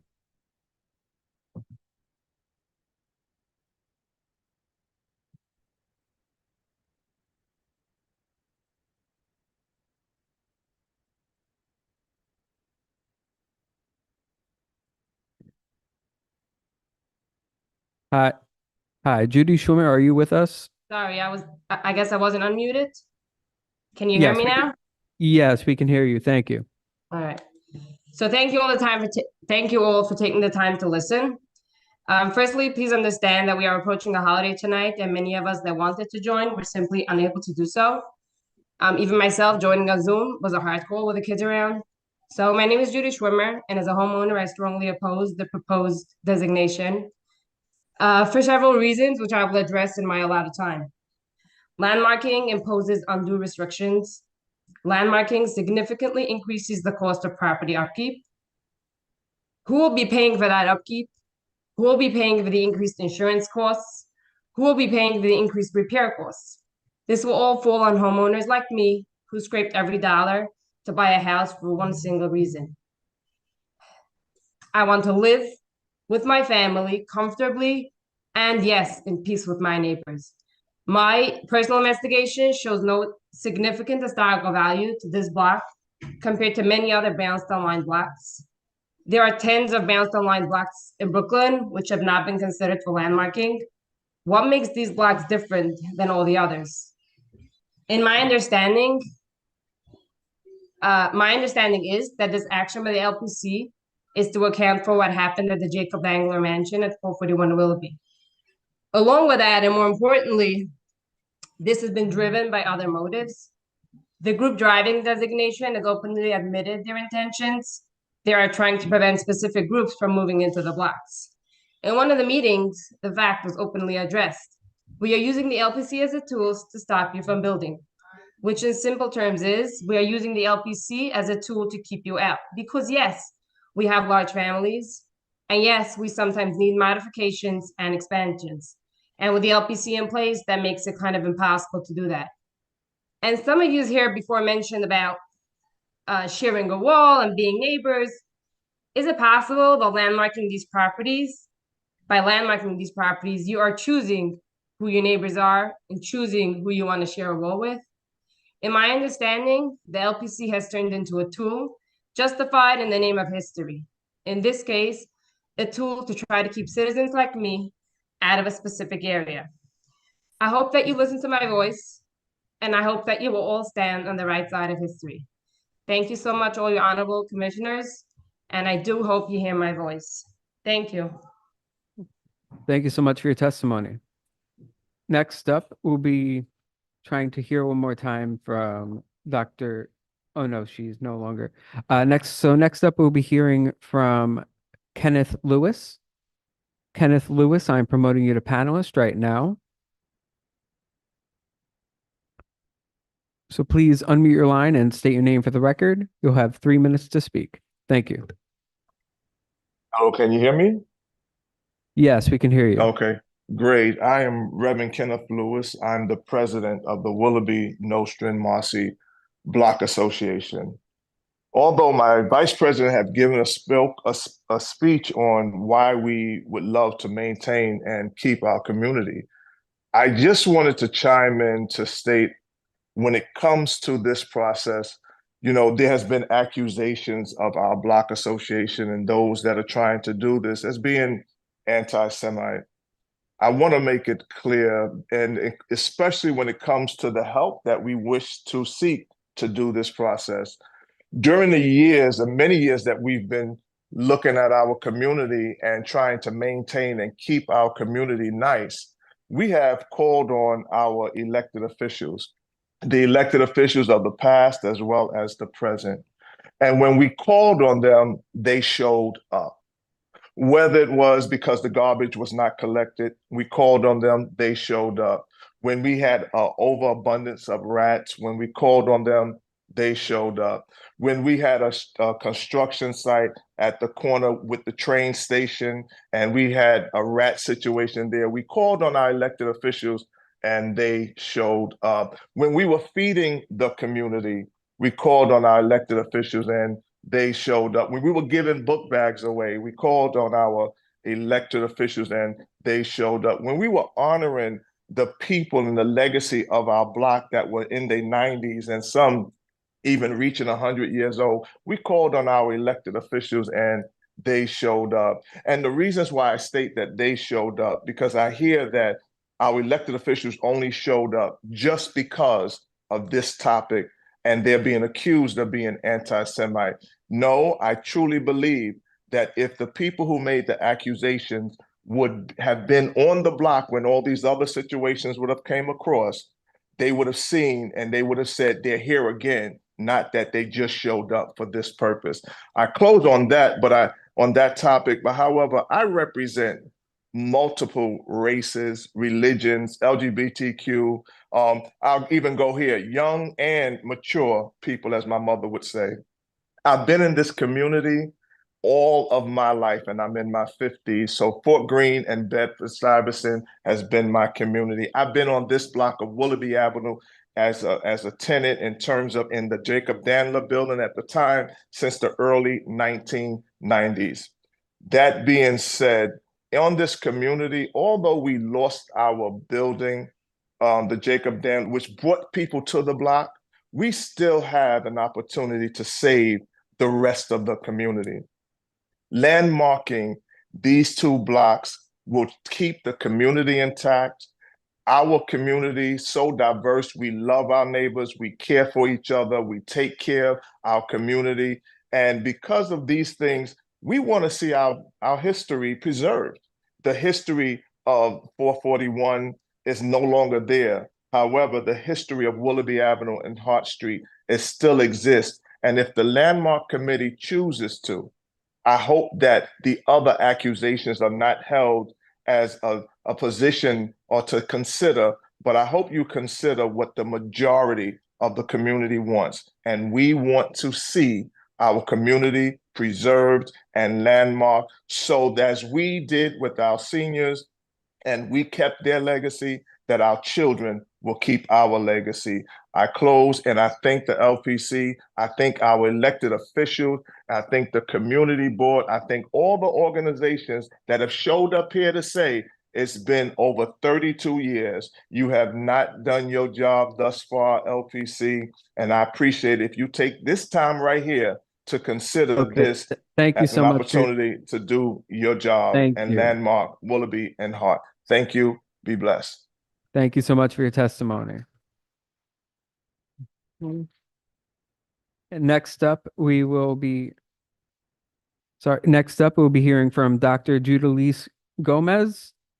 Dr. Judalise Gomez, I'm promoting you to panelist right now. Please unmute your line and state your name for the record. You'll have 3 minutes to speak. Thank you.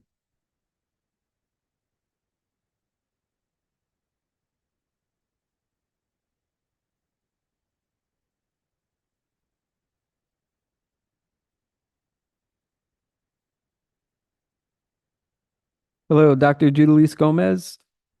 Are you with us? Okay, she seems to still be having issues with unmuting. So I will be moving on to our next participant, that being Aislinn Klein from the Municipal Art Society. Aislinn Klein, I am promoting you to panelist right now. Please unmute your line and state your name for the record. You'll have 3 minutes to speak. Thank you. Thank you. Can you hear me? Yes, we can hear you. Thank you. Okay, thank you. Hi, my name is Aislinn Klein, and I'm here with the Municipal Art Society of New York, MAS. Thank you for the opportunity to testify. MAS fully supports the designation of the Willoughby-Hart Historic District in Bedford-Stuyvesant. MAS advocates for the preservation of places that exemplify the unique character and histories of neighborhoods across New York City, while also allowing for necessary growth and development that supports resilient communities. The proposed historic district, Willoughby Avenue and Hart Street between Marcy and Nostrand Avenues, includes two distinctive streetscapes of late 19th century Neo-Greek style, Second Empire and Romanesque Revival row houses, which create a unique sense of place. Many community members have cared for and preserved these homes for multiple generations, and the landmark designation would provide them access to resources that would further aid them in their efforts. We understand that changes have been made and that maintaining historic buildings can be costly, and therefore we urge that the Landmarks Preservation Commission be flexible in its review of existing and future thoughtful alterations and additions. The Commission has long recognized the importance of these blocks for both their history and architectural significance, and community members have called for their preservation. We recognize the hard work of the community that is put towards this designation, and we look forward to Willoughby Avenue and Hart Street between Marcy and Nostrand Avenues becoming New York City's newest historic district. Thank you. Okay. Thank you so much for your testimony. Okay. Next up, we'll be hearing from Harry Silberstein. Harry Silberstein, I'm promoting you to panelist right now. And once you are promoted to panelist, please unmute your line and state your name for the record. You'll have 3 minutes to speak. Thank you.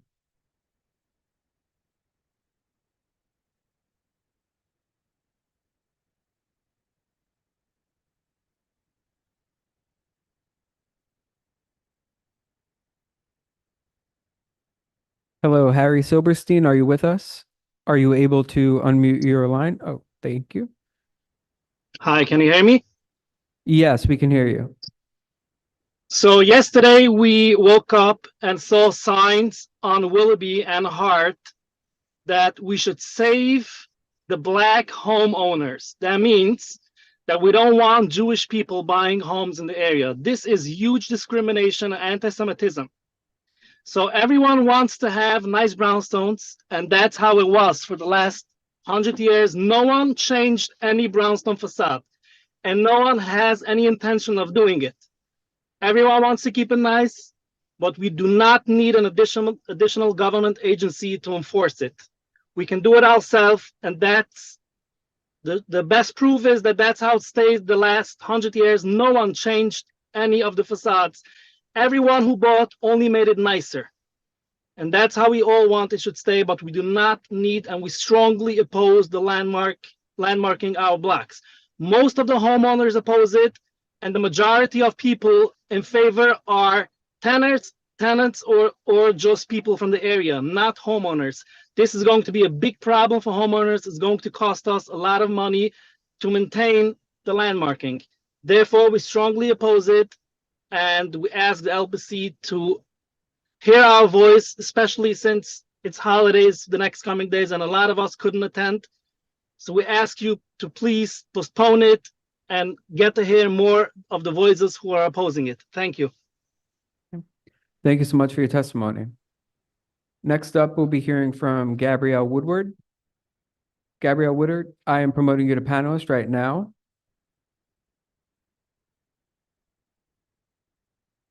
Please unmute your line and state your name for the record. You'll have 3 minutes to speak. Thank you.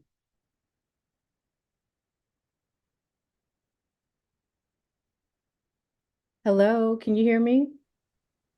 Yes, we can hear you. Okay, wonderful. Hi, everybody. I wish I could be there in person. My name is Gabrielle E.W. Carter. I'm a cultural preservationist and land steward, and I live between Hart Street and North Carolina, where I'm currently preserving my familial home place. I just wanted to share that, generations of homeowners have done their due diligence to preserve the integrity of these blocks. And I believe that there's been a spoken and unspoken promise to honor the history that is bigger than all of us. And along with the spirit of care for the homes themselves, the spirit exists in the ways that neighbors communicate, they check in, and they show up for each other. And my hope is that we get to be the generation to actually witness the support to preserve what stewards before us have honored. I am for the designation and preservation of these homes and their history. And thank you all for listening, and have a wonderful day. Thank you so much for your testimony. Next up, we'll be hearing from Suzanne Spellin. Suzanne Spellin, I'm promoting you to panelist right now. Please unmute your line and state your name for the record. You'll have 3 minutes to speak. Thank you.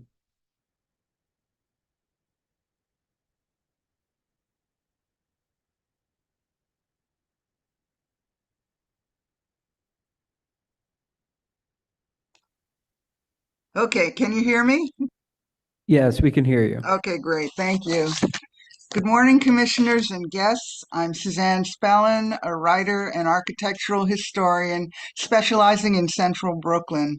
I'm also a longtime board member of the Crown Heights North Association, but I'm speaking now as a private citizen.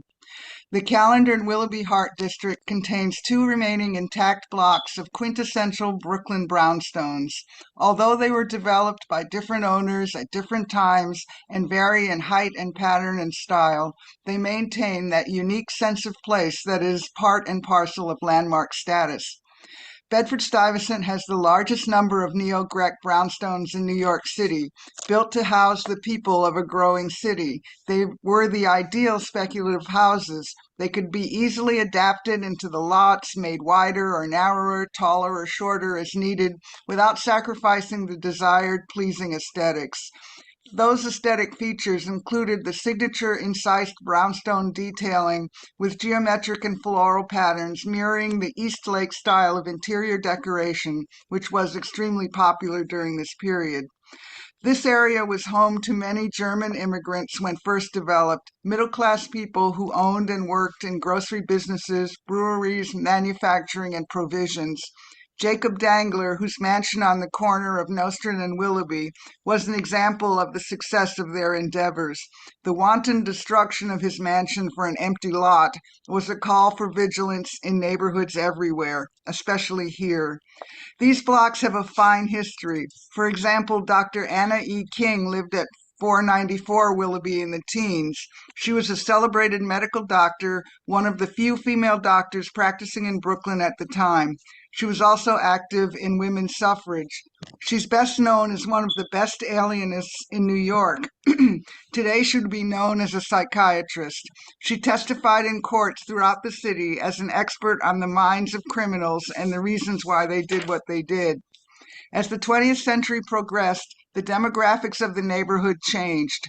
Ringed in by government redlining, this vast neighborhood was deemed ineligible for bank mortgages or investment. The entirety of central Brooklyn was consigned to unwanted minorities, like newly immigrated Russian Jews and, of course, Black people. These blocks could have gone the way of far too many others, with rundown houses, burnt out shells, and empty lots. They could have been raised for housing projects, but they remained intact thanks to the predominantly African American homeowners who purchased them and cherished them as the culmination of the American dream of home ownership. Even if they had to sacrifice personal space to create apartments or rooms for rent in order to pay off private high-interest mortgages, they maintain these houses individually and as members of block associations and neighbors. The family ownership of many of these houses goes back generations. It's because of them that these blocks are worthy of I'm landmarking. terribly sorry. Suzanne, you've gone over your 3 minutes. If you could please. Okay, I will wrap it up now. I enthusiastically support the designation of the Willoughby-Hart blocks as the city's newest historic district. Thank you. Thank you so much for your testimony. Next up, we'll be hearing from Joseph Gordon. Joseph Gordon, I'm promoting you to panelist right now.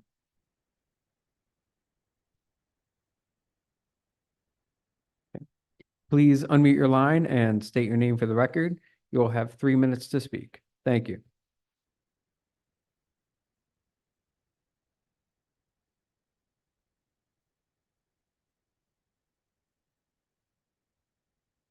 Hello, can you hear me?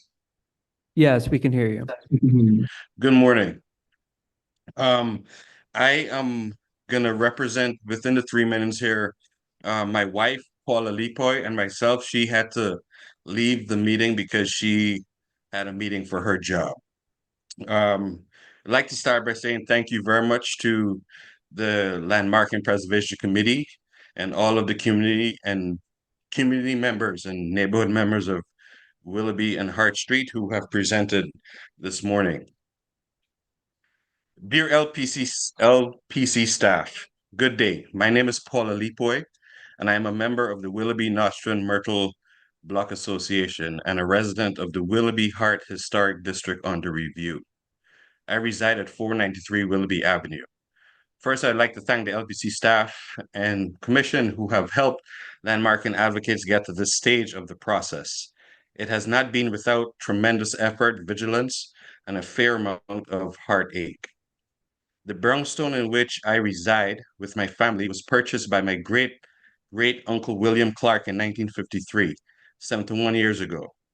In January 2020, I spent hours at the Central Library in the Historical Records section. I discovered that Uncle Willie had arrived at Ellis Island in 1923 on the SS Maracaibo from Trinidad via Curacao. While at the library, it fully dawned on me that my uncle was part of the Black Caribbean migration into Bed-Stuy. 5 generations of my family have lived in this brownstone, including my own 2 children. I love LPC's use of the term sense of place.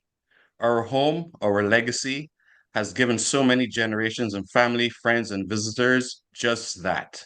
Yes, the rows of contiguous brownstones do create a distinct sense of place. I'm also here to attest that for many homeowners in this block, old and young, long-standing and newly arrived, each of their brownstones and their lived experiences carries the soul of this place. For many of us, landmarking is as much about preserving the architectural history of our 2 blocks as it is about preserving the personal legacies that got us here.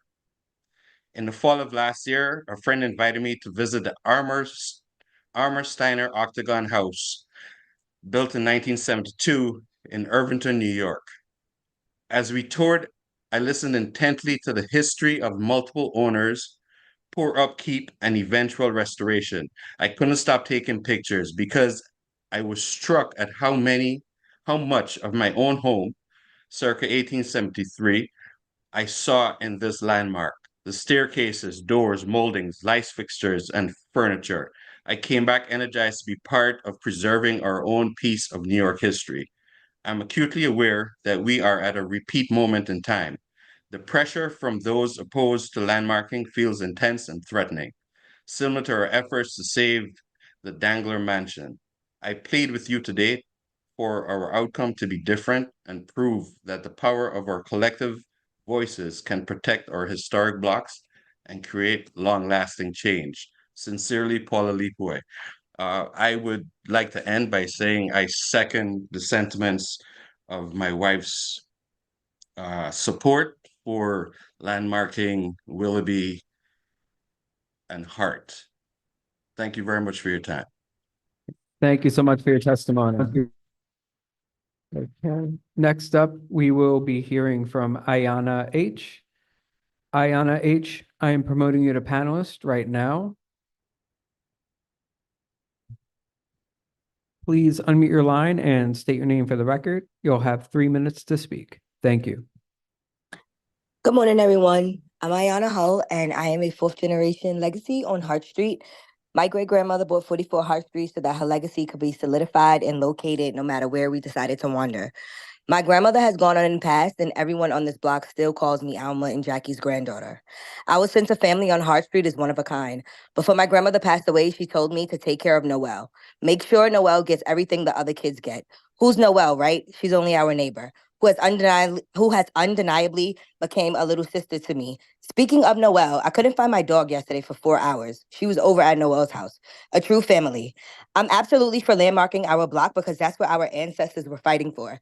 To preserve our history and our legacy and our fight.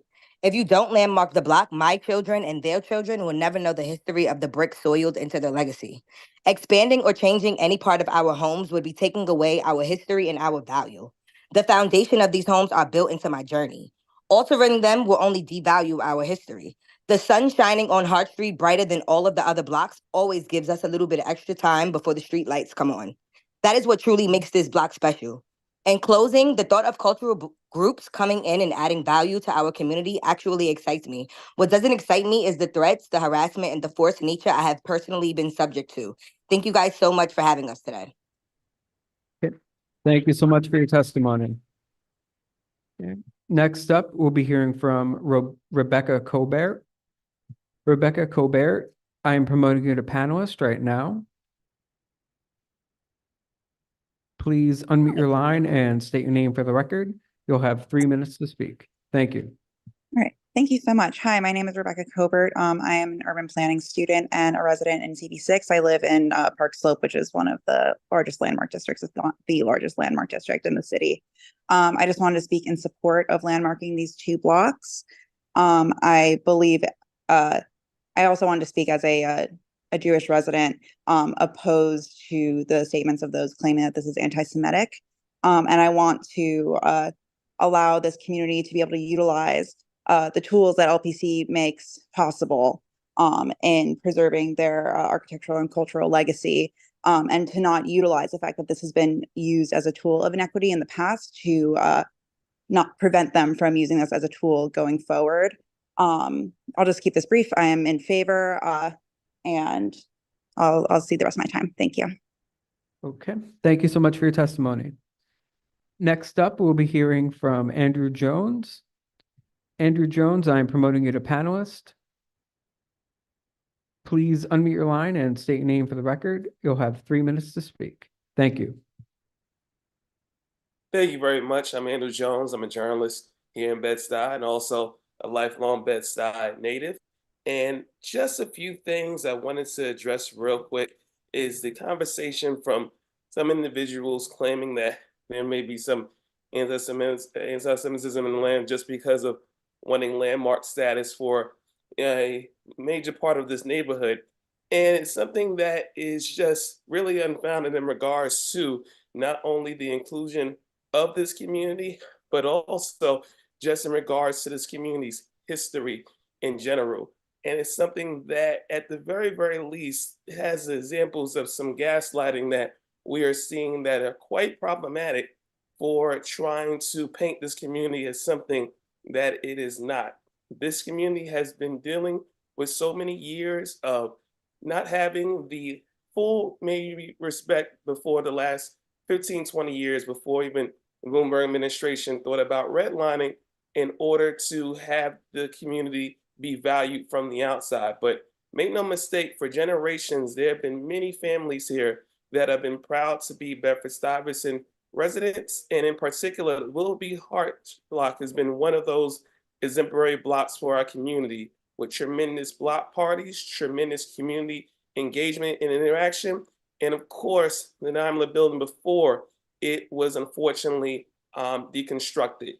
That was part of the fabric of the community in terms of the history of the community. So this is something where, at the very, very least, this is about the preservation of the families that have been here, the families that have been here when the community wasn't as glamorized as it is now, who still have always loved the community and made sure to still be a backbone of it, and just want to make sure that the history of the community is still there, and those that have been there are still very much being able to pass it down from generations. But that doesn't mean, though, that there haven't been families that have moved in and have enjoyed their time being part of the community. So that's an important distinction from the likes of Samuel Stern and David Niederman, that I make sure that I correct the record on that this is an area of inclusion, and has always been such that for not only the predominantly Black and Brown communities,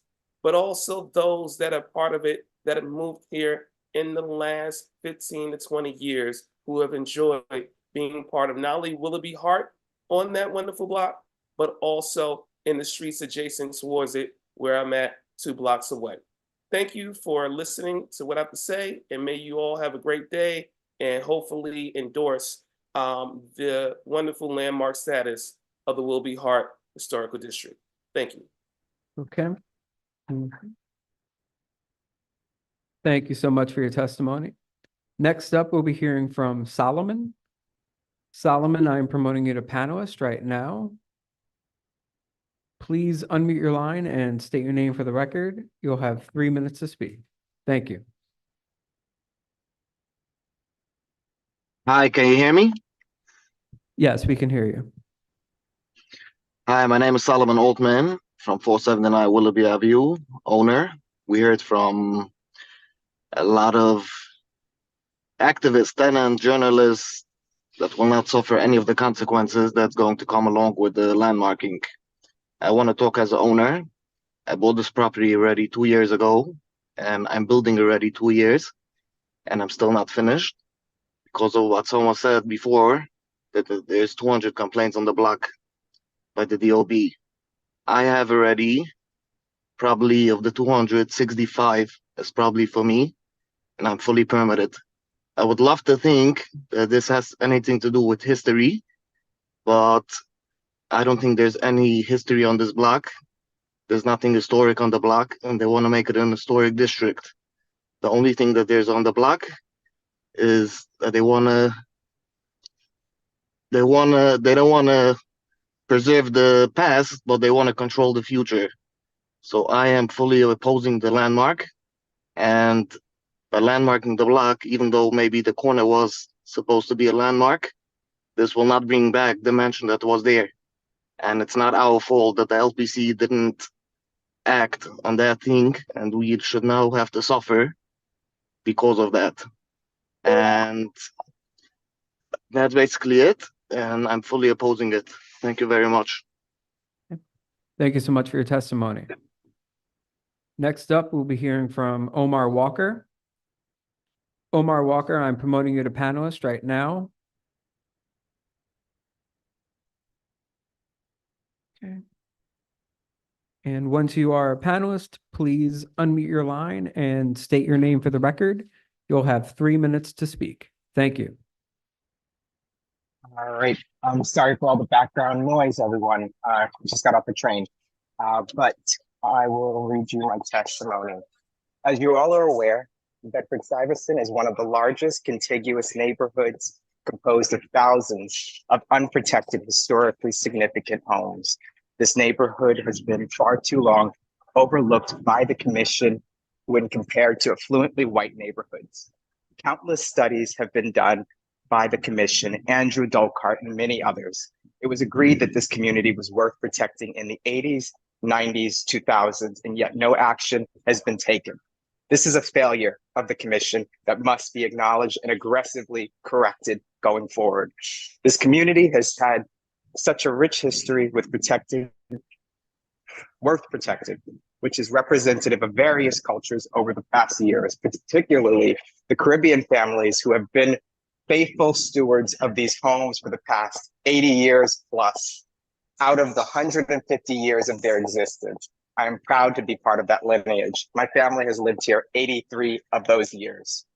It is important to highlight that Black families were historically restricted from owning property in New York City, which is what makes Bed-Stuy and Harlem culturally significant enclaves.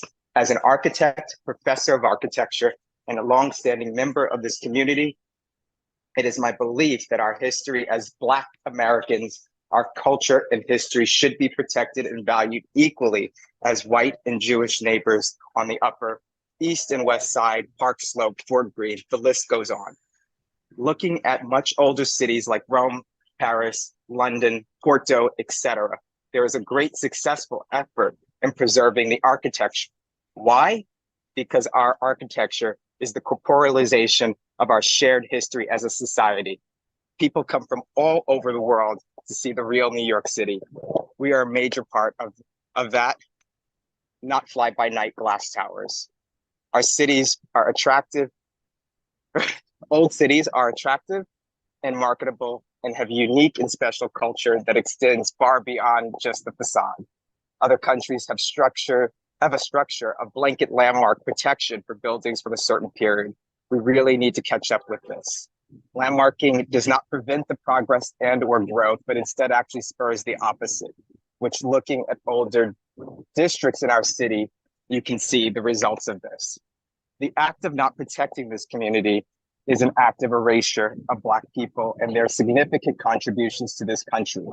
Constant construction and destruction are unsustainable ecologically, and we really need to rethink this. I am in support of protecting this block and district, but the commission cannot stop here.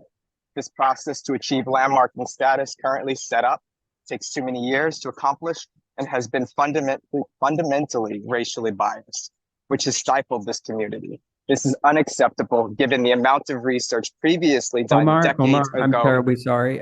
You've gone over time. If you could please wrap up your statement. Will do. This is unacceptable given the amount of research previously done decades ago, as mentioned by many of my peers before me. Landmarking is clearly not anti-Semitic, as evidenced by the gorgeous synagogues and large Jewish neighborhoods already protected under the commission. We appreciate your consideration and request that you protect this block with finishing the work stated decades ago and on other unprotected blocks expeditiously. Thank you. I also believe that the Dangler Mansion should be included within the district. Thank you so much for your testimony. Thank you for your testimony. Next up, we'll be trying one more time with Dr. Judalise Gomez. Dr. Judalise Gomez, I am promoting you to panelist. Okay.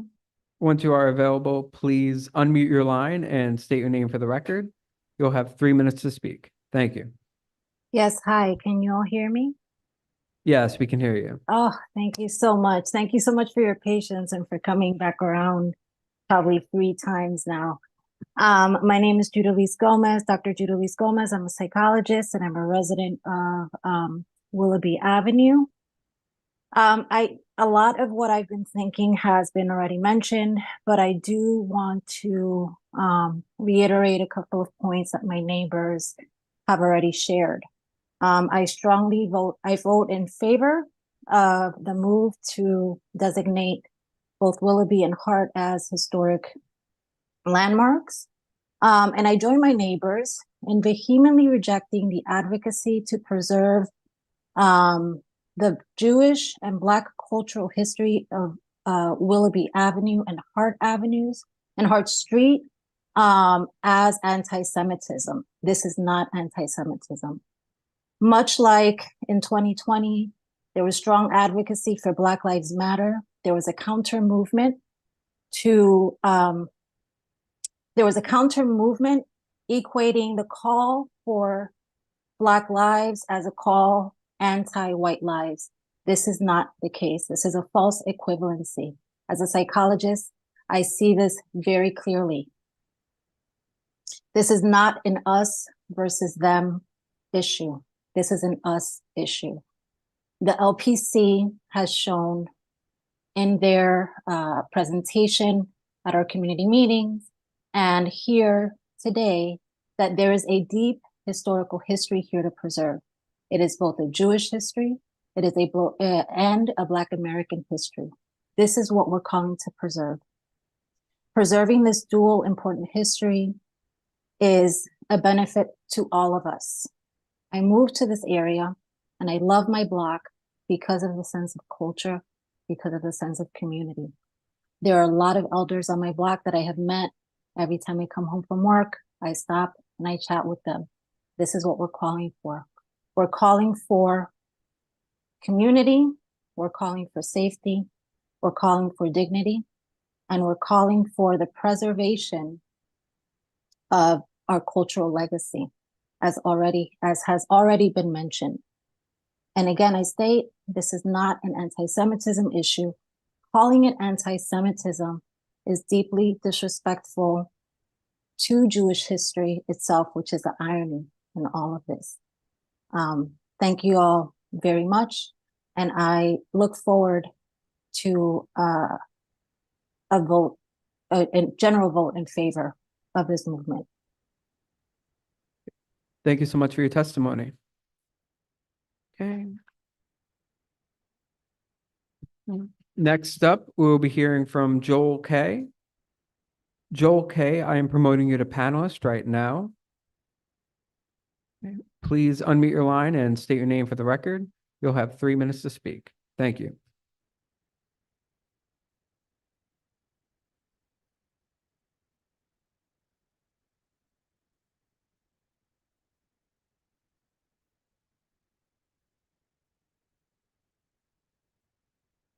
Hello, Joel K., are you with us?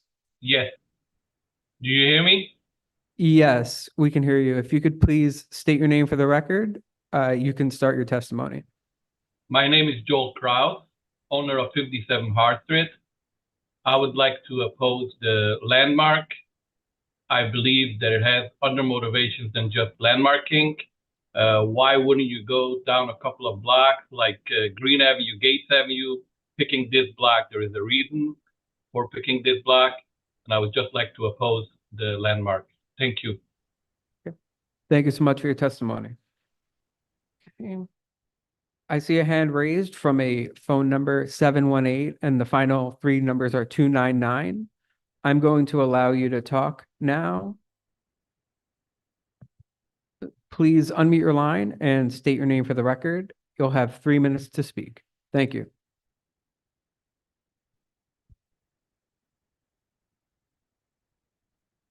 Okay. Hello? Hi, Hello, yes. can you hear me? Yes, we can hear you.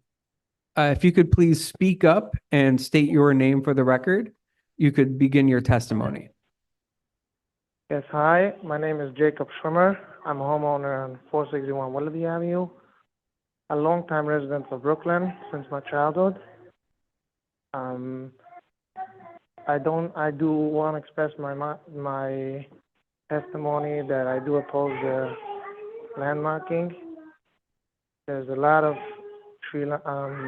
brownstone-aligned blocks in Brooklyn. I don't understand why this block was chosen over the others, other than some kind of excuse for Jacob Dangler mentioned.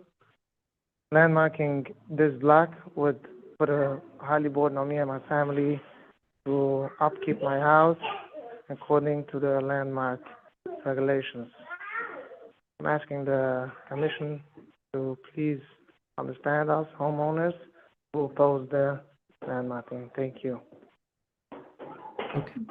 Thank you so much for your testimony. Next up, we'll be hearing from somebody on their iPhone. I don't believe they have listed their name. So I'm promoting you to panelist right now. And if you could please unmute your line and please state your name for the record. You'll have 3 minutes to speak. Thank you. Hi, can you hear me? Yes, we can hear you. If you could please state your name for the record, you could begin your testimony. Hi, my name is Herman Bodek. I'm a homeowner on 60 Hart Street. I would like first to ask the LPC to adjourn today's hearing since many owners couldn't arrive today. And I think it's only fair to give everyone a fair time to speak up to let their opinions be heard. Second of all, I believe even this won't be a landmark, the community can still care for each other and act neighborly. You don't need a landmark to act nice to each other. And I would also like to add, I believe that the cost of renovation, based on what we heard from what other owners are experiencing, the cost for renovations will be higher. And as we heard from one of the non-Jewish owners by one of the meetings, he was crying that his taxes is high, meaning none of the owners are looking that our cost should be increased. And this will be for Jews and for non-Jews, for every homeowner. And that's why I would like to oppose. I would also like to add that the city has an agency which is called DOB to oversee any construction. And I don't think we need additional agency from LPC to oversee construction. I think the city has a special agency for that. And in fact, many people were mentioning 441 Willoughby. I want to clarify that this has nothing to do with us. We are simple, just homeowners that we were like collecting our money to buy these houses, and we're not looking to have increased costs. And in fact, this 441 Willoughby is not even in the proposed designation. And with that, I would like to share my opinion that I would like to oppose the landmark. Thank you. Thank you so much for your testimony. I do not see any further hands raised in the attendees list. If you would like to speak on this item, please click the raise hand button now. Okay, I see no, okay, one hand raised, couple of hands raised, one being user. I am promoting you to panelist right now. Okay. Okay, I'm having difficulties promoting user to panelist. So I'm moving on to A branch. A branch, I am promoting you to panelist right now. Okay. And once you are promoted, please unmute your line and state your name for the record. You will have 3 minutes to speak. Thank you. Hello, good afternoon. Can you hear me? Hello? Can you hear me? Yes, can you hear me? You're a little bit muffled. If you could please speak up and state your name for the record, you could begin your testimony. Yes, is this better? Can you hear me now? I'm sorry, I'm at work. So can you hear me now? Yes, we can hear you better. Hi, my name is Anika Branch, and I am a long time, I've lived on Willoughby Avenue all of my life. I am, without giving my age away, I'm 50 plus years old. The home that I grew up in, I am, let me see, grandmother, great-grandmother, mother, myself, and my son. So that is 5 generations that have come through the home in which I lived in on Willoughby Avenue. My uncle was actually born in the living room that we celebrate each other in. So when I say that my family is rich and the roots in which I am deeply rooted into the community within Willoughby Avenue between Nostrand and Marcy Avenue, it's deep.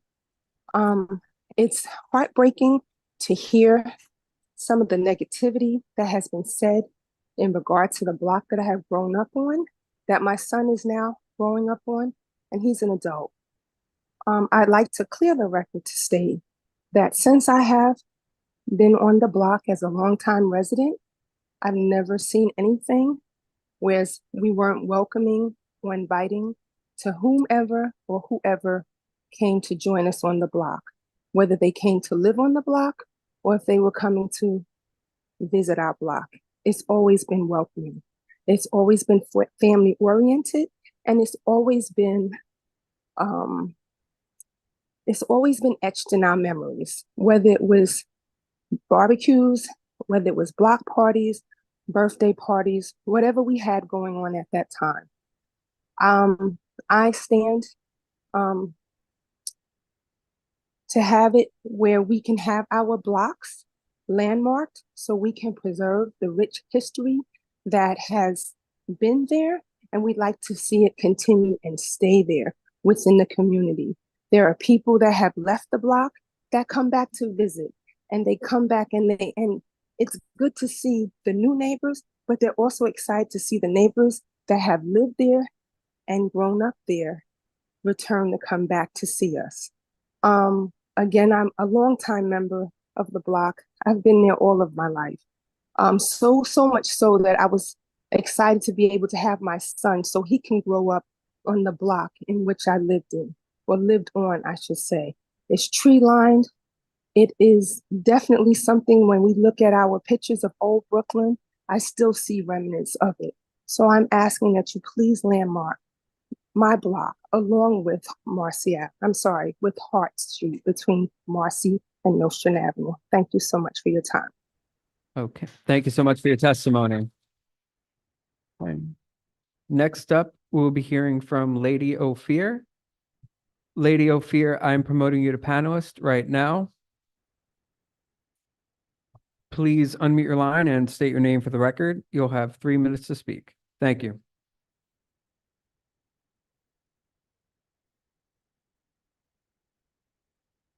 Hi, good afternoon all. My name is Beverly Gordon. I am the president of the Quincy Street Nostrand Marcy Block Association. I have lived in the Bedford-Stuyvesant area for the past 30 years. My family moved here back in the early 1960s. So we've been a part of this great history of this historic district for all this time. And I must say that it was disheartening to walk past the Dangler mansion and see that it was totally demolished, just destroyed. That's part of our history. It's part of the lifeblood of the neighborhood and of the community. We are a collective group of people, many different backgrounds and religions and all sorts of, areas, but we come together because we love this neighborhood, we love the community, and we work hard, we work diligently to preserve its heritage and to have a legacy for our children. And as part of this neighborhood, I am absolutely in favor of making this a landmark, and it is an integral part of who we are. So in regards to some of the other things that I heard earlier about it, about the housing and the other situations, it totally goes against everything of what we stand for as a people to say that, it's anti-Semitic and that there are things that are against a specific group of people. We are looking to maintain our neighborhood, to build it, to make it better, to collectively work together, to show the love and the support, not only with the block parties, but with the housing and other areas that are so important to us. So with that said, I am in favor of landmarking this area, and we need to continue to preserve the state of our beautiful Bedford-Stuyvesant. Thank you. Thank you so much for your testimony. Okay. Next up, we will be trying once more to hear from User. User, I'm promoting you to panelist right now. Okay. Please accept the promotion to panelist. Okay. Should I just allow him to talk? Okay. Okay. it seems we're having difficulties promoting user to panelist. I'm going to click on the allow to talk button and ask user to unmute. Yeah, hi. And if Can you hear me? Yes, we can hear you. If you Hi. could please state your name for the record, you can start your testimony. Yeah, hi. My name is Rabbi Shaya Sachs, and I am a homeowner on Hart Street, 51 Hart Street. And we already had in the past a public meeting, and we feel, I'll just bring out the way we feel. We feel that the LPC is against us. We can be very nice, and we are very nice, and we act nice to every person on the block. Doesn't matter if it's Jewish or non-Jewish. We do not need the LPC that they should come and make us law and order. So we feel that, as I had mentioned that in the past, that we lived in Williamsburg and slowly we moved out to Bed-Stuy because, as mentioned, we have a large size of families. We need bigger houses. And by doing this landmark, this is stopping us and blocking us from being able to use those properties that we already purchased, because we're going to be limited with the FAR that could be used. So it's not, I wouldn't say it's anti-Semitic. I wouldn't use that word, but the way we feel is this is against us. So you can use whichever term and language you want. We are okay with that. But we, in the name, it's not only myself, it's in the name of the entire community. It's a day before our holiday. Tonight, it starts the Shavuos holiday. And we are all opposing the landmark in the name of all Jewish owners that aren't present here. Thank you so much. Okay. Thank you so much for your testimony. I do not see any additional hands raised. So I will note for the record that we received a letter recommending approval from Councilmember Chi Osei. And we also received 119 additional written letters of testimony. 10 of them of people who did not speak already are recommending approval, and 109 are recommending denial. And with that, I will bring it back to you, Chair Carroll. All right, thank you very much. I want to thank everybody who participated today. This is part of the public process, and we appreciate all of your feedback. We're going to make a motion to close the hearing today, and we will schedule a vote in the near future. So Commissioner Lutfi, would you make a motion to close the hearing? So moved. Thank you. Commissioner Master, would you second that motion? Second. All in favor, say aye. Aye. Any opposed?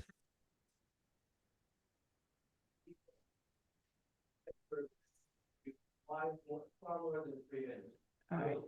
Yeah, all right. All in favor, say aye. Aye. Any opposed? All right, the hearing is closed. Please note, we will continue.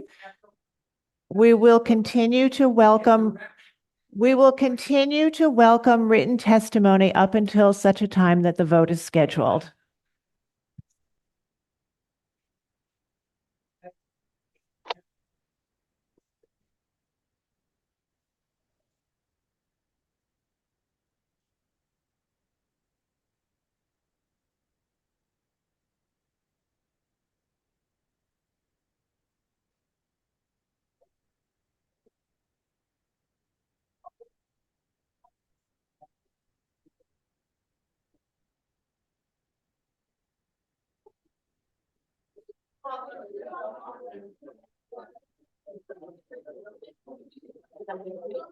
Yeah, all right. I'm just gonna do one more. Break for lunch. All right. We will now break for lunch and we will resume at 1:05. We'll ask all members of the public to voluntarily exit the meeting at this time so that should you wish to return at 1 o'clock, you don't have technical difficulties that might arise if we have to remove you. So we'll ask all members of the public to exit the Zoom meeting, and we'll ask all members of the public to exit the hearing room at this time, and we'll resume at 1:05.